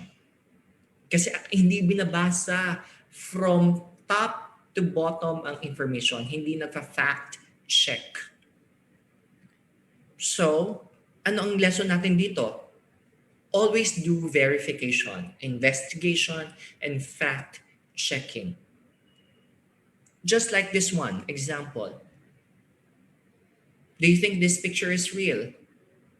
Mukhang tilapia na baboy na mukhang tilapia. Totoo ba yan? Is there some truth to that? Okay? This image has been shared on social media sites like Facebook and YouTube with text identifying the creature as a pigfish or a wild hog fish. And the website Snopes a fact-checking website reviewed this image and found out later on that this is a hoax image. Peke, kalokohan lang, gawa-gawa, edited, gawa-gawa lamang. So, do we go through the motions of verifications, of investigation, of fact-checking, o share lang tayo ng share? Okay? Especially for us teachers, napaka-importante na only correct, accurate information ang sinishare natin. Okay? Before, sinasabi natin na journalist lang ang kaya mag-fact check because they have a training for that. But nowadays, even lay people like you, like me, like everyone else, practically all of us can be fact checkers. Okay? And when we do fact checking, it's not just simply a one layer fact check at all. Series of fact checking skills dapat ang meron tayo niyan. Therefore, we ask you the question, how? Okay? How do you verify information on your end? What are your personal ways to know whether it's a real information or false information?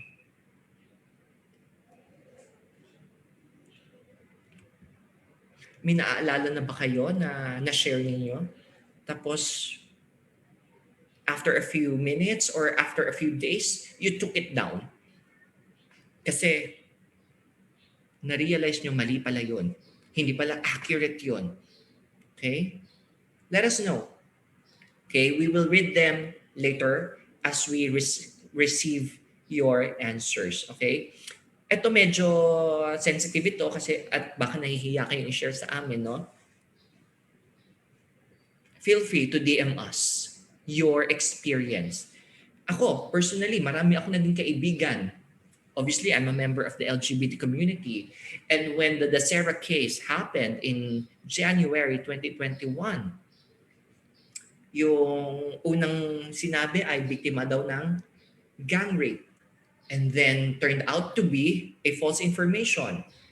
I knew friends who spread news na, okay, remember these faces, yung mga picture ng mga member ng LGBT community na nang gang rape kay Dacera.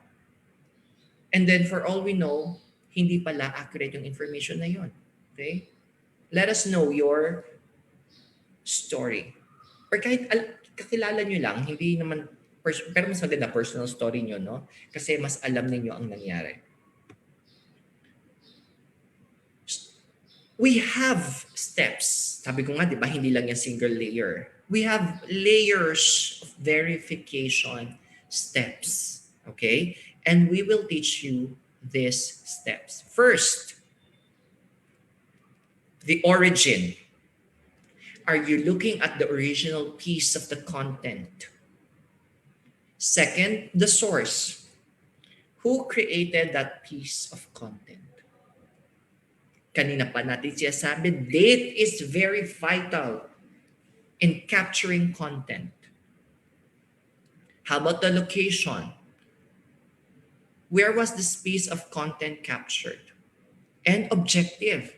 Ano nga ba ang dahilan, reason nitong taong to, bakit siya nag-post ng ganyan? Okay? Step 1, origin. Run this check first to determine whether you are looking at the original piece or not. As you may have learned the hard way, for sure, alam nyo na a single share of a specific post can have various versions, can have various editions. So which one is real? Which one is not? A replication, a reproduction. Okay? You have to know the origin of that source, of that content. Next, who created that piece of content? Baka mamaya nanggaling yan sa kilalang fake news or false news purveyor. Ah, your conscience, our conscience dictates, hindi ko na i-share ito kasi kilalang tagapagpakalat ito ng false information. Okay? O mukhang wala pang nag-share ng kanilang mga experience about false news, about verification process. Okay lang naman kung nahihiya, we respect that. But if you're willing at nagtatay pa kayo, you're more than welcome to share that story with us. When was that piece of content captured? Although it can be difficult to identify the date an image or video was captured, news organizations have been criticized in the past for confusing two dates. With the rise of smartphones, people can immediately post an image after capturing it, but it's not always the case. Okay? Dahil yung iba, nire-recycle nga. Verify dates and look at other sources daw. Correct. 'Di ba? You can always do cross-checking, 'di ba? If ABS-CBN website posts this, GMA7 posts this, Raptor posts that, Inquirer posts that as well. So, chances are, totoo ang information na meron na meron at balak mong i-share. Okay? Next, location. Social media platforms allow users to lag a particular location, to tag a particular location to post, but this information can easily be manipulated. The best way to verify a post location is to independently find it on a map or a satellite image. Or ikaw, pwede ka mismo maglagay ka ng caption doon sa picture mismo, yung parang watermark effect, okay? Pwede rin yun, ginagawa yun, okay? Para sure na you took the picture at this location. Objective. Why was that piece of content captured? Remember, di ba sabi nga natin kanina, ang tanong natin dito, ano kayang dahilan niya? Ano kayang rason niya? Bakit niya kinuha yung picture na yun? Or kinuhanan as in take a shot. Kinunan yung picture na yun. Kasi kung magkakaiba tayo ng trabaho, most likely, magkakaiba rin tayo ng dahilan sa pagkuha ng picture at sa objective ng pagkuha ng picture. Just take a look at this picture. Okay? Can you verify this image? A couple braving the flood waters that widely spread on social media.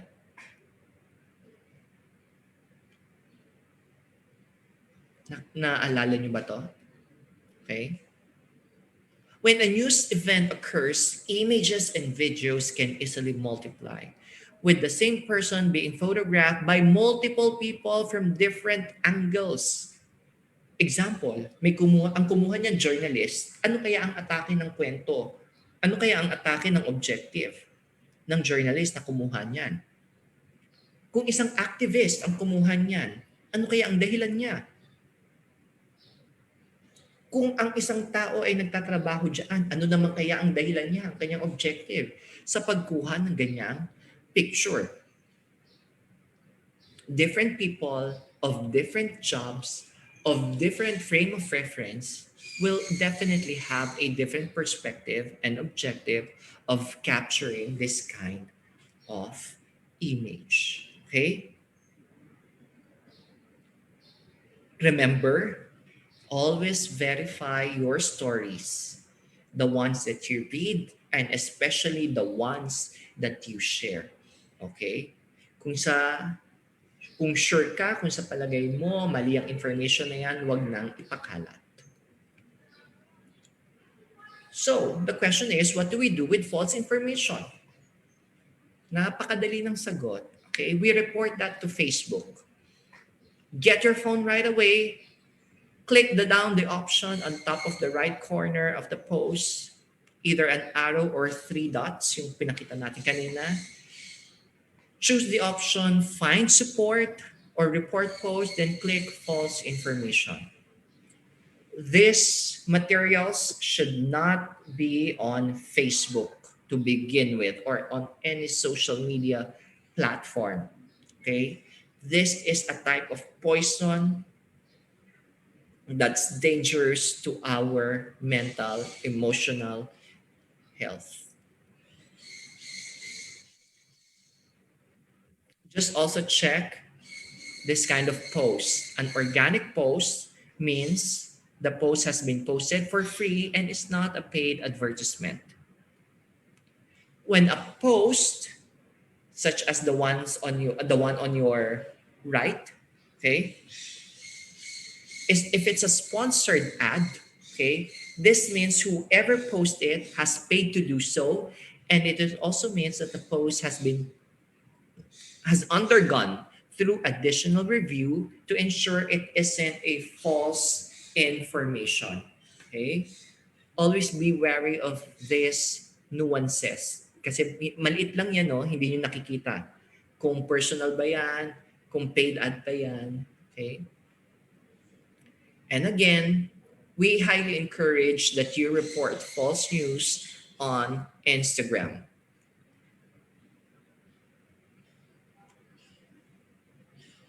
Now, a lot of us are members of various GCs or group chat. You can always see that small ano ba tawag yan, text, okay? That will inform us that a message is forwarded. So how do you deal with this kind of messages? Number one, okay. Number one, make sure that the site, kung ano yung mga pinag-usapan natin kanina, credible site, timely news, okay? Hindi yan false information. And if it's a false information, again, what do? We report that.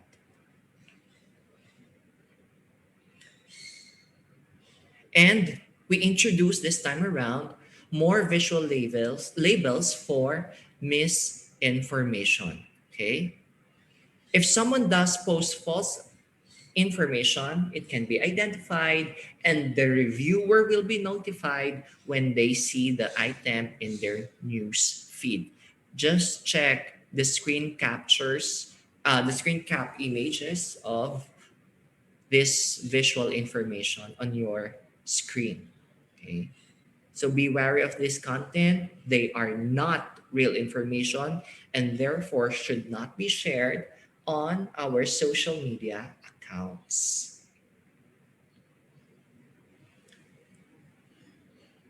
So, in summary, we've just learned about the importance of information verification, steps to verify information, and what to do when confronted with false information. Okay? May nag-share na ba? Mukhang wala pang nag-share. That's fine. That's fine.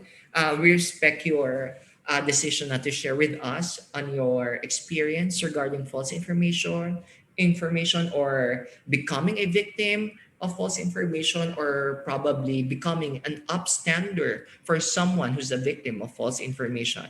That's okay.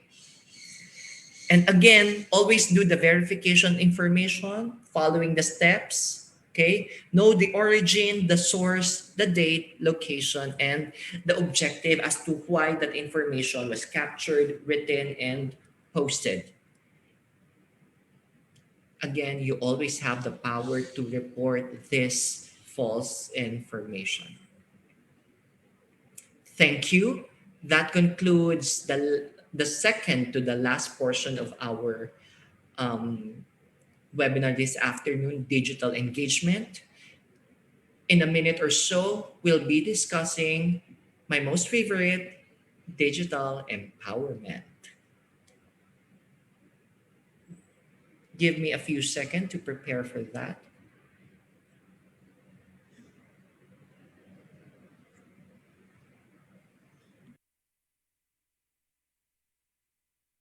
As I prepare, people, our dear participants, You can always share your comments, your suggestions, your questions through the comment section.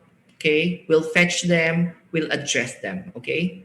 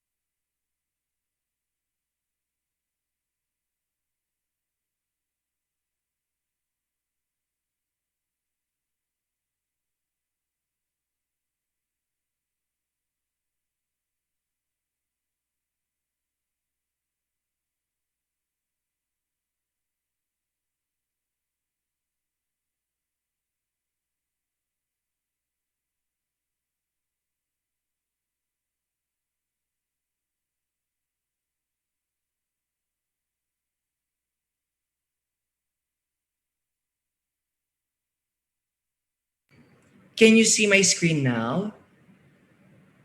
Okay. We've fetched sharings from our participants. Someone experienced being a victim of fake news. Another one naman shared na na-scam siya. Oh. Kaya mabuti at nagkakaroon tayo ng ganitong mga opportunity to relearn safety protocols when it comes to using the social media, no? We thank DepEd for partnering with us kasi for sure alam naman na natin how to protect ourselves, pero baka nakakalimutan lang natin kasi masyado tayong nagiging um, overly engaged sa ating social media account. Okay? Pero again, we also have to be careful. Okay? Para hindi tayo magiging biktima. Let's not add to the statistics again of online victims. Another shared receiving a scam message but just deleted it. Ayan, parang ako lang, kanina lang nakatanggap ako ng ano, this is Attorney Blank. Nanalo po kayo ng 100 million pesos from the office of former Congressman GMA daw. O, di ba? Sana totoong nanalo tayo, no? Babalatuhan ko kayo pagka nanalo tayo. Pero hindi eh. Joke-joke lang yung mga ganyan. Okay. So we're now dealing with digital empowerment. Okay. O may isa daw victim ng identity theft. Mamaya may share ako sa inyo tungkol dyan sa mga ganyan, ano? Kasi remember I said earlier, upstanding for someone. That topic has something to do with our last topic for this afternoon, and that is digital empowerment.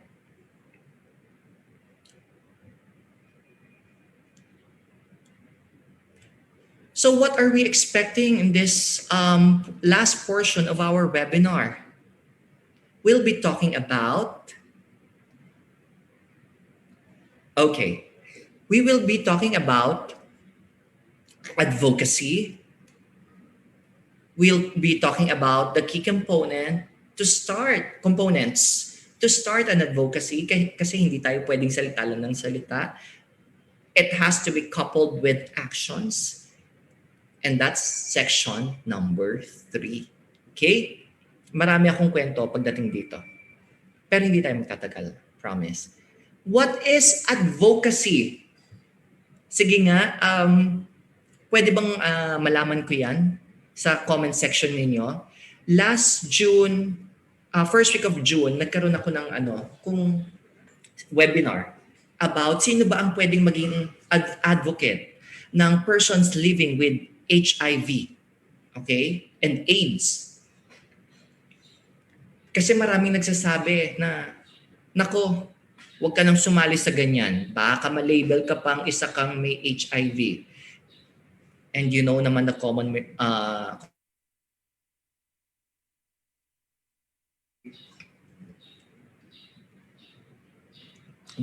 misconception kapag ka sa PLHIV, Makate, sorry for the term, but I won't mince words. Makate, malandi, kung sino-sinong pambakla lang yan, mali po yan.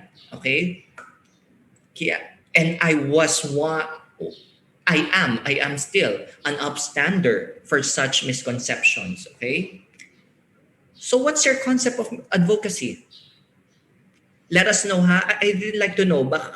Kasi tulad ko kayo, kung narinig ninyo kanina ang aking bio note nung inintroduce ako, I'm a person of advocacies. I'll tell you why later. So how do you feel about these changes before tayo mag-dive deeper into advocacy? Let us know about your thoughts sa pagpapalit ng dress code. Use the following emojis like wow, like, neutral, duh, oh no, reaction when it comes to changing the dress code. When it comes to deforestation for commercial development. And I'm not sure dyan sa lugar ninyo, pero dito sa NCR, nung nagkaroon ng, ano tawag dito? Nag-spike ang COVID case namin dito sa NCR, nagpalit din ng bus route and public transport franchises. Okay? Ano ang mga reaction nyo dyan?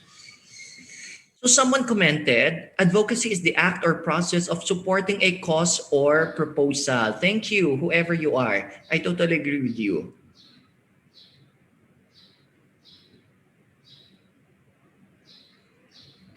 Ako, one of my advocacies is tree planting.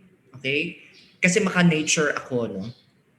That's why every time I get to talk to people who are using GCash, and who can connect kasi kadalasan ng smartphone ngayon may health app na. So ito, pinapakilala ko na yung sarili ko ha, isa akong advocate. Isa sa mga advocacy ko ay tree planting. Those who have their health app, pwede mong i-connect yan sa iyong GCash account.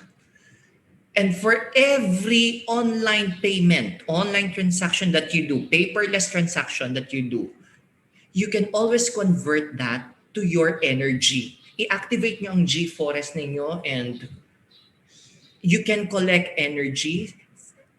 Mag-comment nga kayo if you're using GCash, G-Forest. And for every forest or energy na mako-collect ninyo for about 9,000 energies up to 18,000 energies, makaka-collect kayo ng mga puno na pwede nyong itanim. But of course, the organization, the GCash organization will be the ones planting that tree for you. And you can actually get a certificate ng mga inyong naitanim na puno. Hindi ko alam kung kita ninyo, ayan yung magiging itsura niyan. I don't know how to do this thing. I don't know how vloggers do this para maipakita yung screen nila. Okay? So ako, so far, I started in 2018 up to 2021, nakapag-contribute na ako. May naitanim na may certificate ito. 2 yakal tree, 2 nara, 2 molave, 2 mamalis, 2 jackfruit, 1 guyabano, 2 dungon na puno.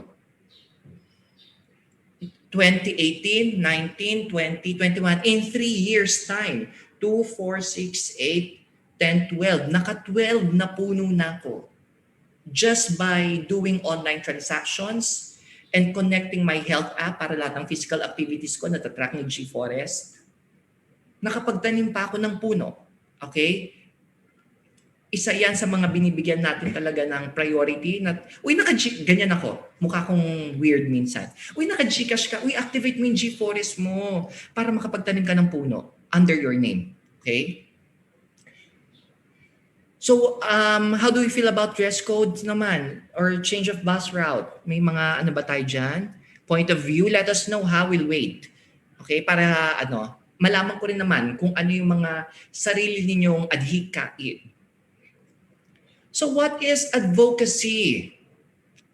the desire to stick up for what you believe in and create a change. Some are sharing that they have GCash and use G. Yay! Oh, this is our virtual clap naman. Okay, one of my advocacies, sabihin nyo ng OA ako, pero mahilig talaga ako sa mga advocacy, no?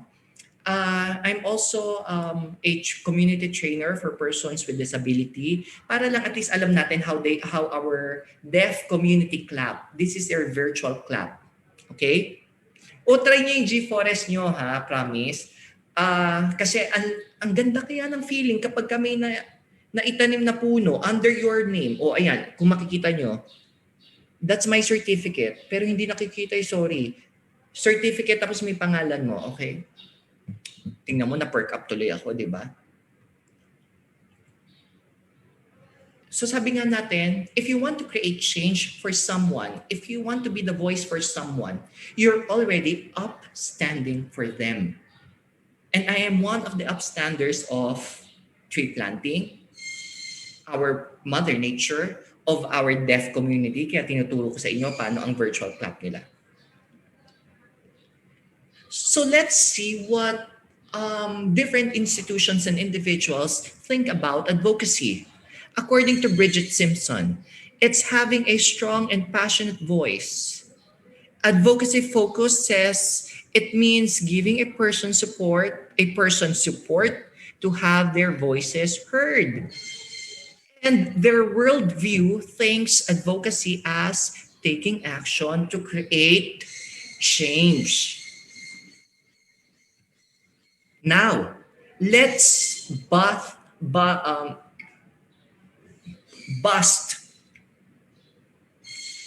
myth versus truth, okay?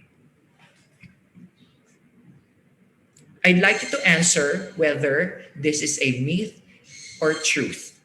Advocacy is only for professionals. Myth or truth? Pang may tinapos lang ba to? Pang may 4-year degree lang ba to?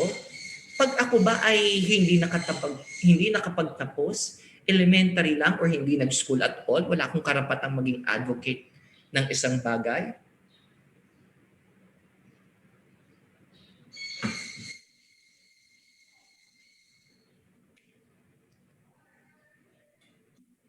Okay, let us bust this notion ng advocacy ay para sa edukadong tao lamang. Kung hindi ka nakapag-aral, wala kang karapatang maging advocate. Wala kang karapatan magkaroon ng advocacy or maging advocate. Okay? It's for everyone who wants to bring about positive change. Ito, kadalasang napagtatalunan for almost 6 years now, if you know what I mean. Advocacy is only about politics. Kung magaling ka pala ba't hindi ka maging politiko? Yung iba, medyo may pa-sarcasm pa. Ano po bang suggestion niyo, congressman? Diba, tinatawag kang congressman. Dahil you're calling out the attention of public officials. Is this a myth or a truth?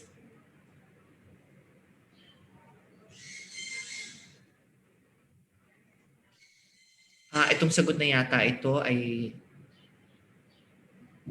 sa previous na tanong. Okay. Myth pa rin. Ayun. Okay. Natanggap ko na yung real-time answer. Yes. Advocacy can cover a wide range of issues such as, ako kanina, tree planting. I also follow yung rules because before the pandemic came into the picture, weekly, I see to it that I go to at least either Zambales, a surf town, or La Union, kasi yan yung malapit na ibas, no?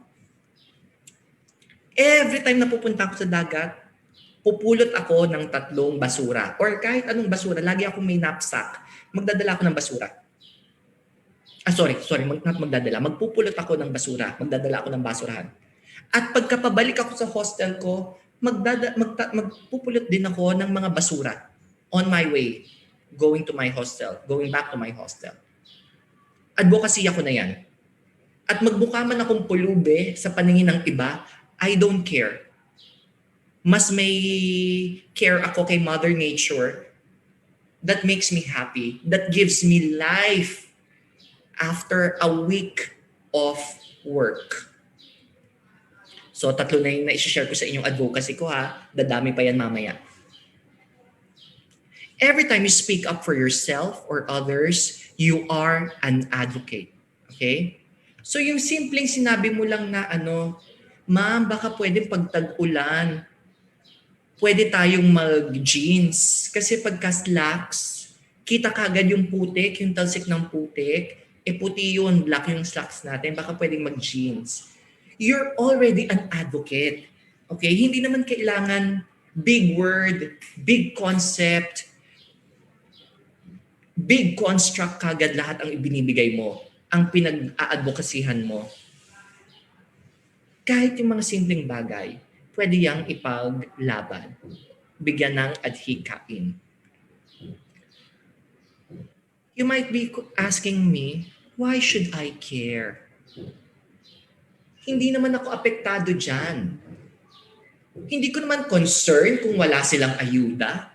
Kumakain ako eh. And why would I care if the bus station or route changes? It doesn't affect me. Nagte-train ako eh. My answer to that is maybe it's high time that we stop or shift from this me first attitude, ako muna, ako lang, to thinking about your community. Because when something does not affect you, should not mean na wala ka ng pakialam. Okay? Let me give you a concrete example. Last year, everyone was talking about physical health. I'm into physical health as well. Everyone was talking about mental health. And lahat tayo, I can guarantee you, lahat tayo naapektuhan ng sudden shift from face-to-face classes to online classes. Naapektuhan ng mental health natin yan. But no one dared, either on the media, on traditional media, social media, talked about sexual health, reproductive health and rights. Nagkataon, I am a reliable and a credible resource person to talk about sexual and reproductive health and right. Dahil tumaas ang gender-based violence. Tumaas ang case ng incest. Tumaas ang case ng teenage pregnancy. Tumaas ang case ng HIV transmission. At yung mga person living with HIV nahirapan sa pag-access ng kanilang antiretroviral drug, ARV. Aba, walang nagsasalita, sabi ko. Masyado pa yatang konserbatibo ang mga kapwa ko Pilipino, hindi pwede ito. That's when I thought of reconnecting with my networks, school networks, and offering them my sexual and reproductive health and right talk. And thank God, I was given the platform, I was given the opportunity to talk about, sana nakikita, no, sorry, to talk about sexual and reproductive health and right. Ayan yung isa sa mga poster na pinapagamit ko. Hindi ko alam kung paano nyo makikita, sorry. I sold it to Catholic schools for free because someone has to give a talk on how to protect themselves, how to keep themselves sexually healthy in the time of the pandemic. Okay? So, ilan lang ba kaming naglalakas loob na magsalita nun. That's why we're offering that for free because we're hoping more voices will think that our issue, sexual health and reproductive health and right, are as important. Hindi ko sinasabing more important, it's as important as your physical health and your mental health, emotional health, in your total well-being. Okay? So isa yan sa aking adhikain. If you believe strongly in someone or something and you feel the world at large pays too little attention, just like what I initially thought about talking on sexual and reproductive health and rights, it may be up to you to change the equation. Ako ang tawag ko dyan, let's even the playing field. Because if we get too scared because something is too taboo, one life might be at risk. One life might be at danger. And are you going to keep mum about it? Are you going to remain blind about it? No. I dare you to move. Sabi nga ng kanta ng Switchfoot.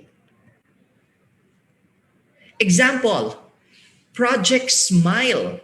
Okay? If you check on their website, if you check on their history, for sure they started out something small. But then they keep on inventing and reinventing themselves so that they can get people's attention and make people believe that what they're advocating for, their causes, are also important. Look how big their organization is right now. Okay? The next one is very close to me because last November 2019, I got the chance to become their fund advisor when United Nations for Population Commission or Fund, United Nations Population Fund,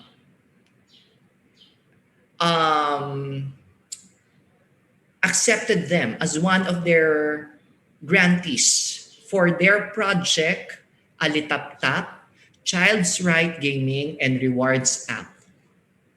UNFPA, because I volunteered for them, got me as one of their funds advisor. Kaya nakilala ko yung kanilang director, ang kanilang member, who also happens to be a Thomasian. Okay? How about this one? Cristiano Islam Library.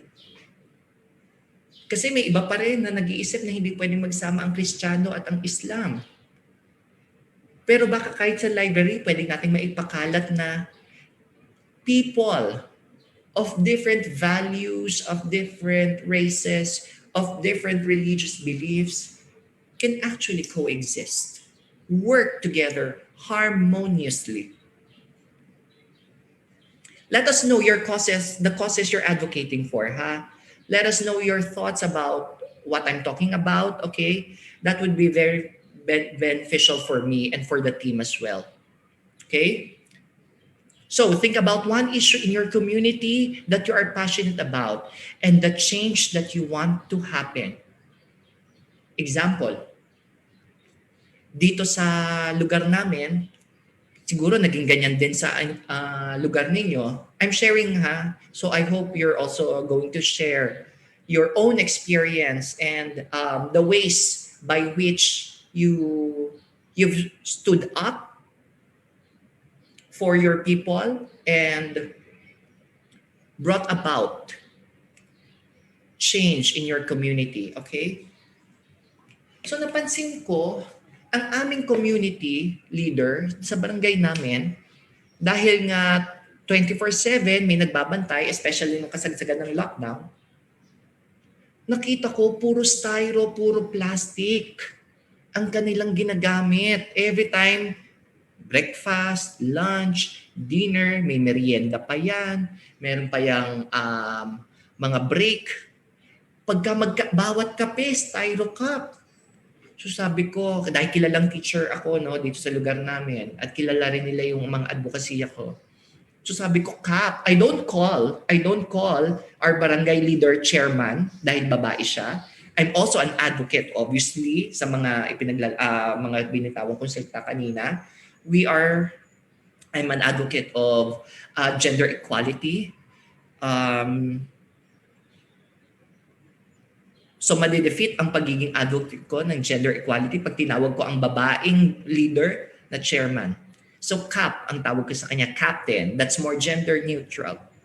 Sabi ko, Kap, pwede ba since dito naman na tayo nagsistay sa ating barangay hall, baka pwede tayong maglagay na lang ng paminggalan. I'm not sure kung naintindihan niyo yung paminggalan. Baka masyadong malalim yun. Pantry, paminggalan. Yung ando dyan yung mga pinggan talaga, yung nagagamit na hugasan. Okay? Kesa sa bawat inom ng kape, bawat kain, plastic cup, disposable paper box. Hindi yata environmental friendly yun. Because personally, ako, lagi akong may baunan, lagi akong may spoon, fork, chopsticks, at iba't ibang hugis ng straw sa aking baunan, sa aking bag. Okay? May tumbler din ako. Nung wala pang pandemic, I always insist na lahat ng gagamitin ko ay ilalagay sa baunan ko. Lahat ng iinumin ko ay ilalagay sa tumbler ko. But dahil nga ang COVID ay napapasa sa laway, sa bodily fluid, may iba like McDonald's, hindi sila tumatanggap ng ganyan. Starbucks, pinigilan na nila yan. Pero may iba like Jollibee, pinapayagan pa rin nila na sa baunan ko ilagay yung spaghetti kung gusto kong mag-spaghetti, no? Chowking pumapayag kasi kagabi naghalo-halo ang pansit ako. So I brought my own tumbler and baunan. Dahil ang reason ko, pag wala akong dalang baunan, wala akong dalang inuman ng tubig, hindi ako kakain sa labas. Unless reusable ang gagamitin nila na material. How about in your case? May ganun ba kayong experience? Mukhang medyo silent ang ating mga participant. Come on, please share us your thoughts. We'd love to hear how you deal with this kind of issues sa inyong mga lugar. Ito pa, isa sa mga nakaugalian ko na. Di ba pag namamalengke tayo, ako may dala akong sarili kong bag, bayong, at mga plastic na nilalaban ko ng detergent. So, para pwede ko pang gamitin sa susunod kong pamamalengke. At sana wag niyo akong pagtawanan. Okay? Na-experience ko, na pagtawanan kasi sa palengke na kinokolekta ko kasi yung mga sa bawat gulay, di ba ginugumahan yan? Sa bawat binibili kong gulay, iniipon ko lahat ng goma. At dahil galing sa palengke, marumi, sinasabon ko din. Iniipon ko yan. At pag marami na, ibinabalik ko sa mga suki ko sa gulay. Sabi ko, o kuya, kunin nyo na po uli yung mga goma para dagdag bawas sa gastos nila sa pagkabibili ng mga gulay. Okay?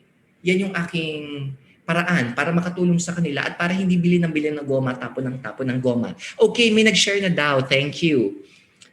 As a teacher, I encountered kids who still do not know how to start from the bottom. So I decided to share reading materials and educational toys to kinder schools in our division. Very good po, ma'am. Yeah, ma'am. I hope it's a ma'am. Since 2015, I have reached out to 25 public schools in our city. Thank you for doing that because there's no other way to teach young kids or non-readers but to immerse them, surround them with good quality reading materials. Thank you for sharing that. So recap, advocacy is when you want positive change to happen, if you want to upstand for something, and you want to become the voice of the voiceless. Noon pa po, may nag-share, I used to carry reusable bags and years after, ang aming municipality ay inimplement na ang reusable bag. Diba? Tapos minsan, ganito, kapag ka-encounter kayo sa palengke ninyo na tatawanan kayo, kasi ako na-encounter ko yan na, libre lang naman yung plastic, huwag mo nang gamitin yan. Sabi ko, ay hindi po. Para bawas tayo. Kasi pag binigay niyo po sa akin yung plastic, kung wala akong paggagamitan, itatapon ko yan. Para po iwas kalat tayo. Kasi, alam mo yon, walang mangyayari kung pag pinagtawanan ka nila, tatarayan mo sila. Walang mangyayari. So ipaliwanag mo, bakit ka nagdadala ng plastic pag namamalengke ka? So what are the components of an advocacy? To start an advocacy,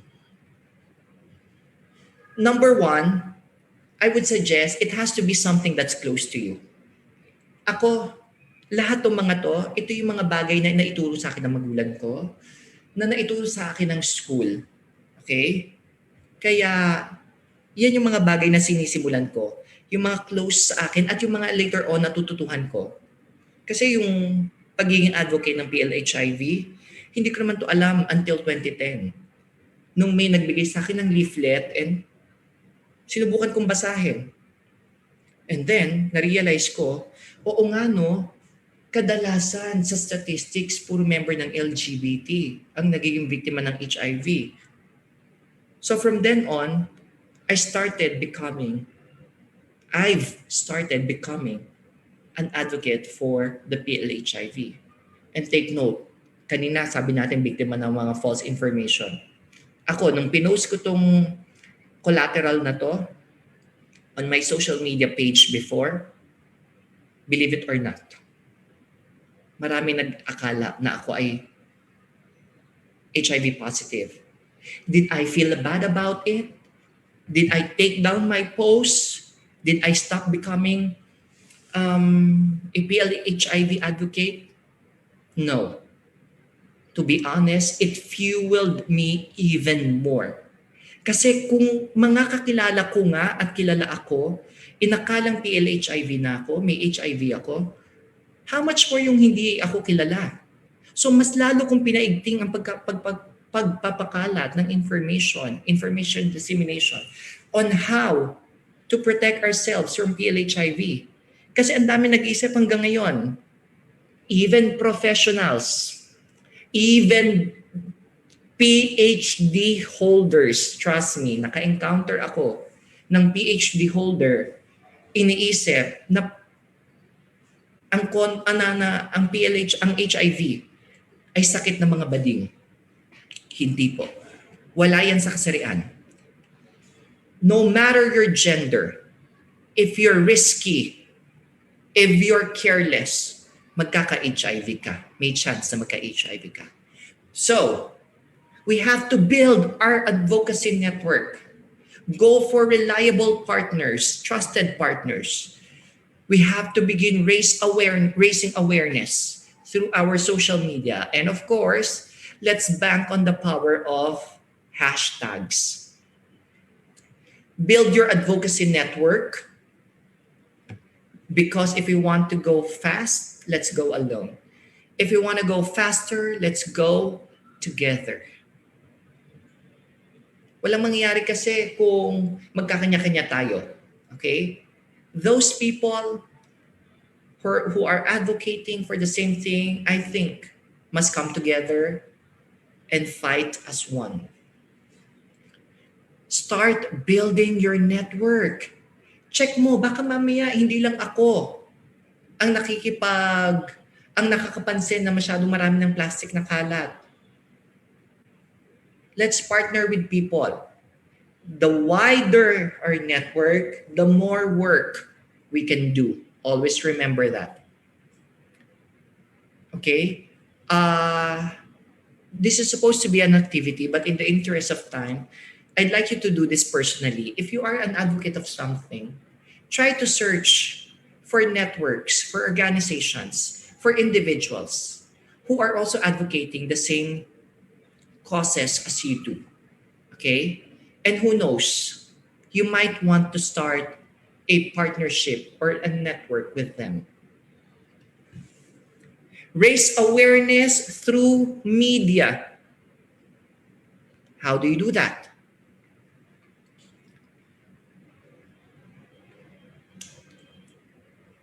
We have to check on these four things so that we can maximize, okay, our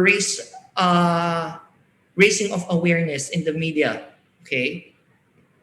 Number one, focus. Hatch a goal that will make an impact for your community or for someone. Okay? Kaya nga 'di ba sa school namin, sa LaSalle School, nagkaroon na kami ng hatchery or incubation department. This is a department that allows people to brainstorm their ideas on how it can be turned into a full-blown advocacy. Get attention. Make sure that people will see your causes not as something alien to them, but as something na, oh, malapit ito sa aking bituka. Kahit hindi pala ako apektado nito, may mga kilala ako na pwedeng maging apektado nitong bagay na ito. So I might as well start advocating for these causes. Engage people. Engage in a network. Ikaw na ang lumapit sa kanila. Initiate, forge a partnership. And of course, we don't want tokenism o yung puro salita lang. We have to take action. Act now. And look at the page of Project Smile. Okay? Look how they capture people's attention via their images, videos, events, and fundraising events.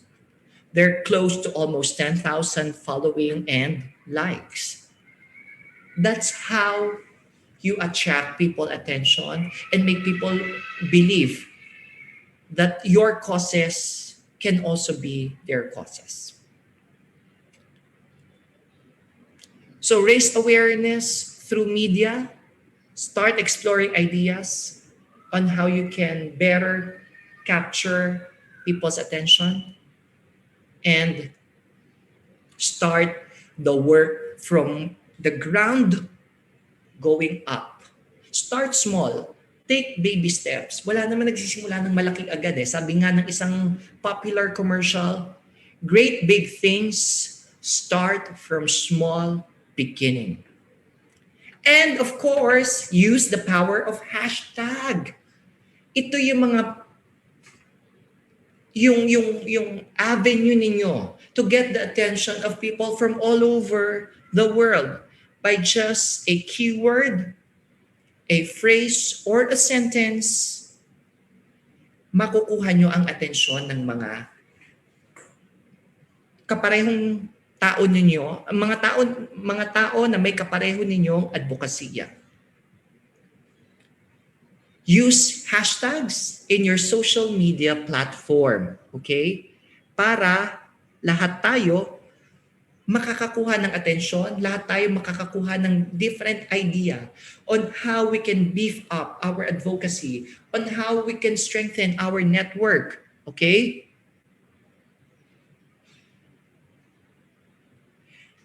May nag-comment, basahin ko muna. I used to collect or gather mango fruit or mangrove. Kasi pwede rin naman mangrove, bakawan, okay? Seedling in the beach. Planted them in front of our yard. Akong pinaplant sa yard ninyo, unless meron kayong swamp doon for mangrove, okay? Pero kung ito ay nasa backyard, nasa yard lang, lupa, baka ito ay mango tree, no? Thank God, all of them are alive and some are bearing fruits. or seedling. Kasi pagkakaalam ko wala yatang fruit, so baka mango ito, no? But correct my notion kung nagkakamali ako, no? Thank you for sharing that, Dexter. So how do you use a hashtag? First, you use this sign, yung pound sign, or popularly known as hashtag, before in the initial position of a word or a phrase or a sentence. And you might want to explore then kung how people from the different parts of the world use this specific hashtag for your cause. Baka pwedeng yun na rin ang gamitin mo because makikita mo naman yung trend ng hashtag. 56 users, may mga ganun yan 75,000 users. So doon ka sa mas marami na gumagamit para mas maraming maaabot ang iyong advocacy. So these are the sample of our hashtags. But, word of caution lang, Save the Turtles is a hashtag composed of a sentence. If your hashtag is a phrase or a sentence, I would suggest that you use a capital letter for each of the word para hindi malilito. Why? Because in 2013, when the Prime Minister Margaret Thatcher died, nagkaroon lang ng hashtag Thatcher is dead. But a lot of people from the different parts of the globe read it as that Cher is dead. Cher, the famous singer. A lot of Cher's fans and Cher's family thought Cher's died. Pero hindi pa pala. But Cher thought it was hilarious. So let us be careful kasi baka sa gusto natin makapag-promote ng advocacy, false information pala ang ating naipapakalat. Okay? So again, use the power of hashtag. I'm sure you have used your hashtag yourselves. Use them responsibly and wisely. So let's just have a recap. Build responsible community who have the same goal and advocacy as you do. Raise people's awareness so that you can build more network, more people following you, joining you, and use the power of hashtag. And it's now time to take an action. Okay? Hindi kasi pwedeng incubate ka lang ng incubate ng idea. Dapat simulan mo rin. Kung hindi ngayon, kailan pa, di ba? Now is the time for action. Okay? Example, We the Youth Vote, a Facebook group advocating for everyone, especially the youth, okay, 18 and above, to register para sa ating paparating na eleksyon. Because the 2022 election is one of the most important event in 2022. Okay? Use strike for climate change. Okay? O yung mga hashtag daw na nagamit ninyo. Para sa bayan, sulong, edukalidad. I totally agree with you. I've used them myself once before. Okay? So ito naman, climate change naman ang ipinaglalaban. Okay? So I'd like you to start by designing your own community advocacy campaign. You can take a screenshot of these guide questions so that as you plan along with your peers, with your networks, your advocacy work will have better shape, will have better pathways to take. Okay, please take a screenshot of that and you can use them for your personal purpose. And that concludes our session for digital empowerment. We're empowering you to be the voice of the voiceless. Okay? Thank you. If you want to share your own experience, we'll gladly take that. Thank you.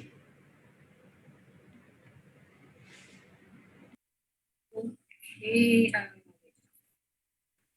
So thank you so much for that discussion, Steph. So parang may personal takeaway parang sobrang ganda kasi nung discussion natin. Parang from the first part, parang sinasabi yung mga limitations natin, social media and digital communication. Pero yung ending natin is empowerment, no? Kung paano natin magagamit tong social media sa pagpapakalat ng advocacy nga. And it's good that we emphasize that anyone can have advocacies, kahit maliit or malaki yan. Hindi naman kailangan na ambassador tayong lahat for a certain cause. Hindi rin kailangan ng kasama tayo sa organization. Kahit maliit na bagay is okay. Okay na okay yan. So thank you so much. So I'm sure that our participants learned a lot from the modules you delivered. No? So tatlo yun. So I'm sure na marami silang napulot dyan. And I think we have time to address some questions. If you have any questions for our speaker, you may raise them in the comment section. So kanina nung nakuha na naman namin yung mga questions ninyo guys. So you can also add pa. Para Yes, sa I would appreciate if you would ask me questions on how I started my advocacy works. Kahit pa simple lang yan, kahit mag-isa pa lang akong gumagawa niyan. Yung sa GCash, di ba? Yung sa no single-use plastic na una ako lang sa office namin and then eventually karamihan na sa amin gumagawa nun. Oy, may isa pa pala ako, fitness. Ugali ko kasi na after taking a heavy meal, hindi ako umuupo for 30 minutes. Nakatayo lang ako para mas maganda ang flow ng digestion. Turns out, after ilang weeks ko lang doon sa department ko, bagong department ko, in 2018, yung mga kasamahan ko, na-encourage ko na tumayo muna, wag matulog during our lunch break or after having our lunch para maganda ang sa digestion. Alam mo yun? You can always start small and now is the right time to do that. Yes, no. If I may add din, ako rin nakaka-relate ako dun sa parang sa palengke. So ako pag mamimili ako, magdadala ako ng yung mga used ice cream tubs. Parang sa una, pagtatawanan ka nila pero masasanay din sila and may realize nila yung bigger cause na pino-forward mo. So, yun, that's great, no? Na nagsisimula tayo sa mga ganun. Okay, so type in your questions, guys. I-address natin yan later on. So, for the Q&A, I'd like to call on Nina De Leon, Partnerships Manager for Digital Tayo, to provide feedbacks regarding these questions. Yes, thank you, Nina, and hello, everyone. Thank you for attending, for watching our session this afternoon. So yeah, I'm just here to help address any questions that may come up in the chat. Pero so far, I'm reading the live stream questions now, comments. Marami namang nagpapasalamat kay Steph. Congratulations and many thanks for a very informative and worthwhile ideas you have shared. God bless and more power. Ayan. So, Before we forget, sorry, may I yes. ask our participants to answer our post-test? Okay. Go again to FB Messenger, look for Digital Tayo, and key in your learn code FBCK04. And dahil nga kanina sa pretest, as teachers naman tayo, alam natin na gusto nating malaman kung anong alam natin before coming into this webinar. For the post-test, gusto namin malaman, may nadagdag ba, may bago bang nalaman after our webinar. Please answer our post-test. Thank you. Thanks, Nina. Yes, of course. Yeah. Emphasize lang namin na may pre-test kanina. It's the same questionnaire for the post-test. Just input the same code FBCK0404. So ito, I want to also, may nakita akong question kanina sa chat, which I feel we could provide some feedback on. No? How can we address problems with people using DepEd uniform to push their private business? For example, networking.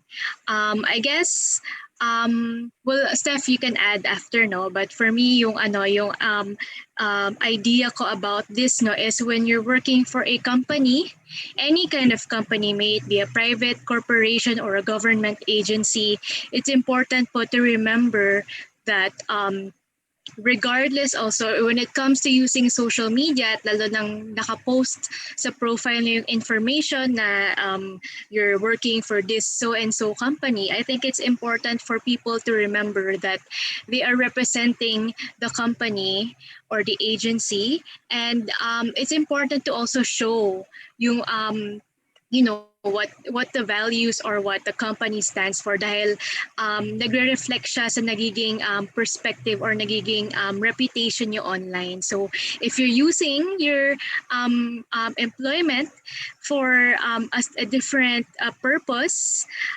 baka magkaroon ng mga misunderstandings or baka ma-associate ng wala sa oras yung activities nyo, especially those that you do separately or those that you do in your personal time. So what about you, Steph? What are your thoughts about this? Nakamute ka pala, so yeah. Kasi nag-unmute na ako. Okay, ang take ko dyan, please observe integrity. Ayaw natin na masabihan na, okay, this person made use of their DepEd connection to advance their personal agenda. If you have a business, di ba parang may rule of thumb tayo dyan eh. If you have this business and you're part of this company that is looking for a network the same as your business, you stay away from that. May pride tayo, may integridad tayo mga tao, huwag natin isulong ang personal na, or if you really want to, may proseso yan, you can, pwede kayo mag-bid, but integrity tells us na kung, halimbawa sa government tayo, at iaano natin sarili nating business, huwag na lang. Because lalo na sa government, napaka, ano nga ba, gusto natin mapanatili talaga ang value ng isang government official at government institution. So, wag na lang muna. I'm sure makakakuha ka pa naman ng maraming client outside the government agency. Yes, and you want to avoid getting flagged by your employer for any activities that you are doing. No, may mga regulations yan depending on what company you're working for. Ayun, well, I guess that's yeah. Yun. Ay, ano daw, Steph? Ulitin mo kasi hindi siya na. Sorry, conflict of interest. You might want to avoid that one. Yes. So, review nyo yung kontrata nyo or something. Ayan. So, yun lang naman. I think wala namang ibang questions. If you have any other questions, feel free to just shoot them. Shoot them here. Ayan, may question daw si Nina. So, I'm a moderator here pero sa sobrang ganda po kasi ng discussion, so I want to ask din po, parang sa social media kasi parang ginagamit siya obviously pang call out ng tao, ganyan, or ng institution, ng isang agency. How na nakakalimutan na ng mga tao yung proper way of calling out someone. So, how can we properly call out someone or an institution po without humiliating them, especially if iisang tao lang to, ganyan?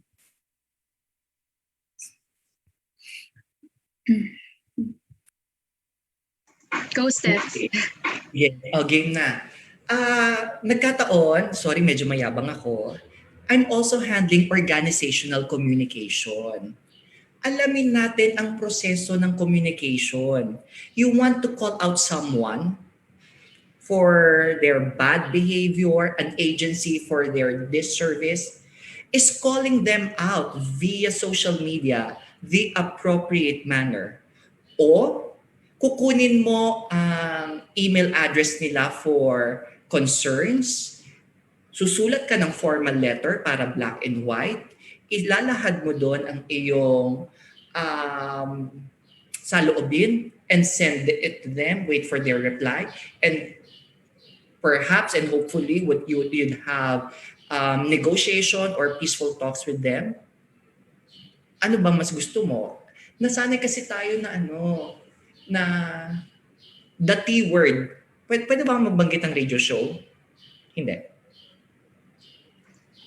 Good. Yung basta yung popular radio show Yeah, na yeah. na T ang start, alam niyo na kapag gusto niyo ng may proseso po kasi ang mga bagay-bagay. Hindi lahat makukuha natin in an instant and the way we want it. 'Di ba? O ayaw mong magbayad, sige, ipapa-T radio show kita. Hindi po ganoon. May proseso po yan.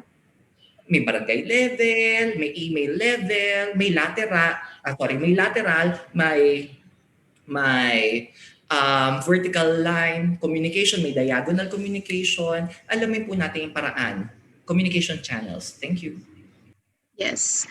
Just to add din, no, I think it's always important to go back to yung diniscuss ni Steph earlier about empathy and always communicating with respect, especially when we are using online platforms, no, because it's so easy to forget na tao rin yung kausap mo sa kabila ng screen. And of course, it's always good then to stop and pause first before responding or reacting, dahil minsan may mga post na nakaka-trigger sa mga ibang tao. It's good to just take a step back first and give yourself time to have clarity of mind before you respond. Kasi maraming cases, comment agad kasi galit ka na dahil gusto mong makiaway na. But of course,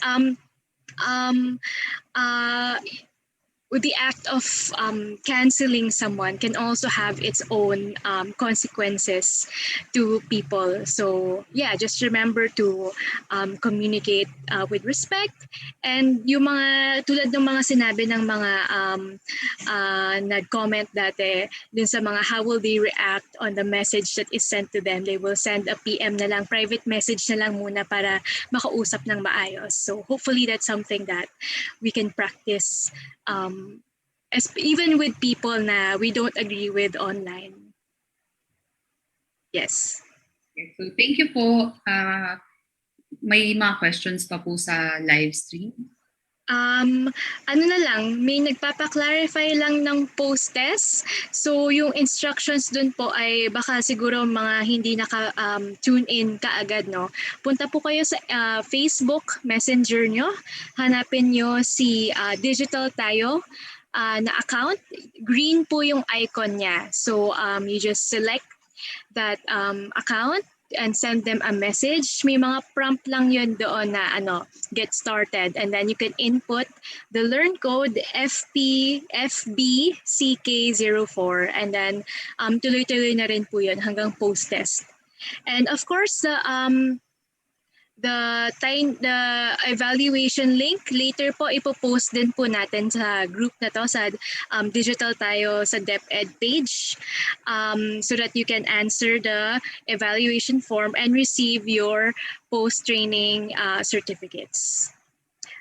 Yeah, I guess that's all. Thank you again so much to Steph for facilitating and to DepEd for allowing us this opportunity to have this platform to share digital tayo with everyone. So back to you, Nina. Thank you. So okay po, thank you so much, Steph and Nina. I'm sure your feedback has helped provide more clarity to our viewers. Should anyone be interested in knowing more about DepEd Tayo and its modules, you may visit depedtayo.fb.com. So that's digitaltayo.fb.com, and I believe that there is interactive learning content for students on privacy, managing passwords, cybersecurity, healthy online relationships, and verifying news. And I think this is very interesting, no? Tsaka very helpful for our teachers and our informations of officers out there. As we close, we would like to remind everyone to answer our post-training evaluation survey. Please answer this survey to receive your training certificates, tulad nga po ng sinabi kanina ni Ms. Nina. So Reminders lang sa pagsasagot ng survey, please make sure that your name is correct and complete as this will appear on your training certificate. So follow the format na lang po na given name, then your middle initial and last name. So, and remember, no certificate, no survey, no training certificate po. So please answer the post-test survey. Yun. And again, I would like to give everyone our sincerest gratitude for being with us during today's session. With that, this has been your host for today. I'm Ninya Faiseva from DepEd Public Affairs Service, and I hope that you all stay safe and enjoy the rest of the day. Magandang hapon po. Thank you so much, guys.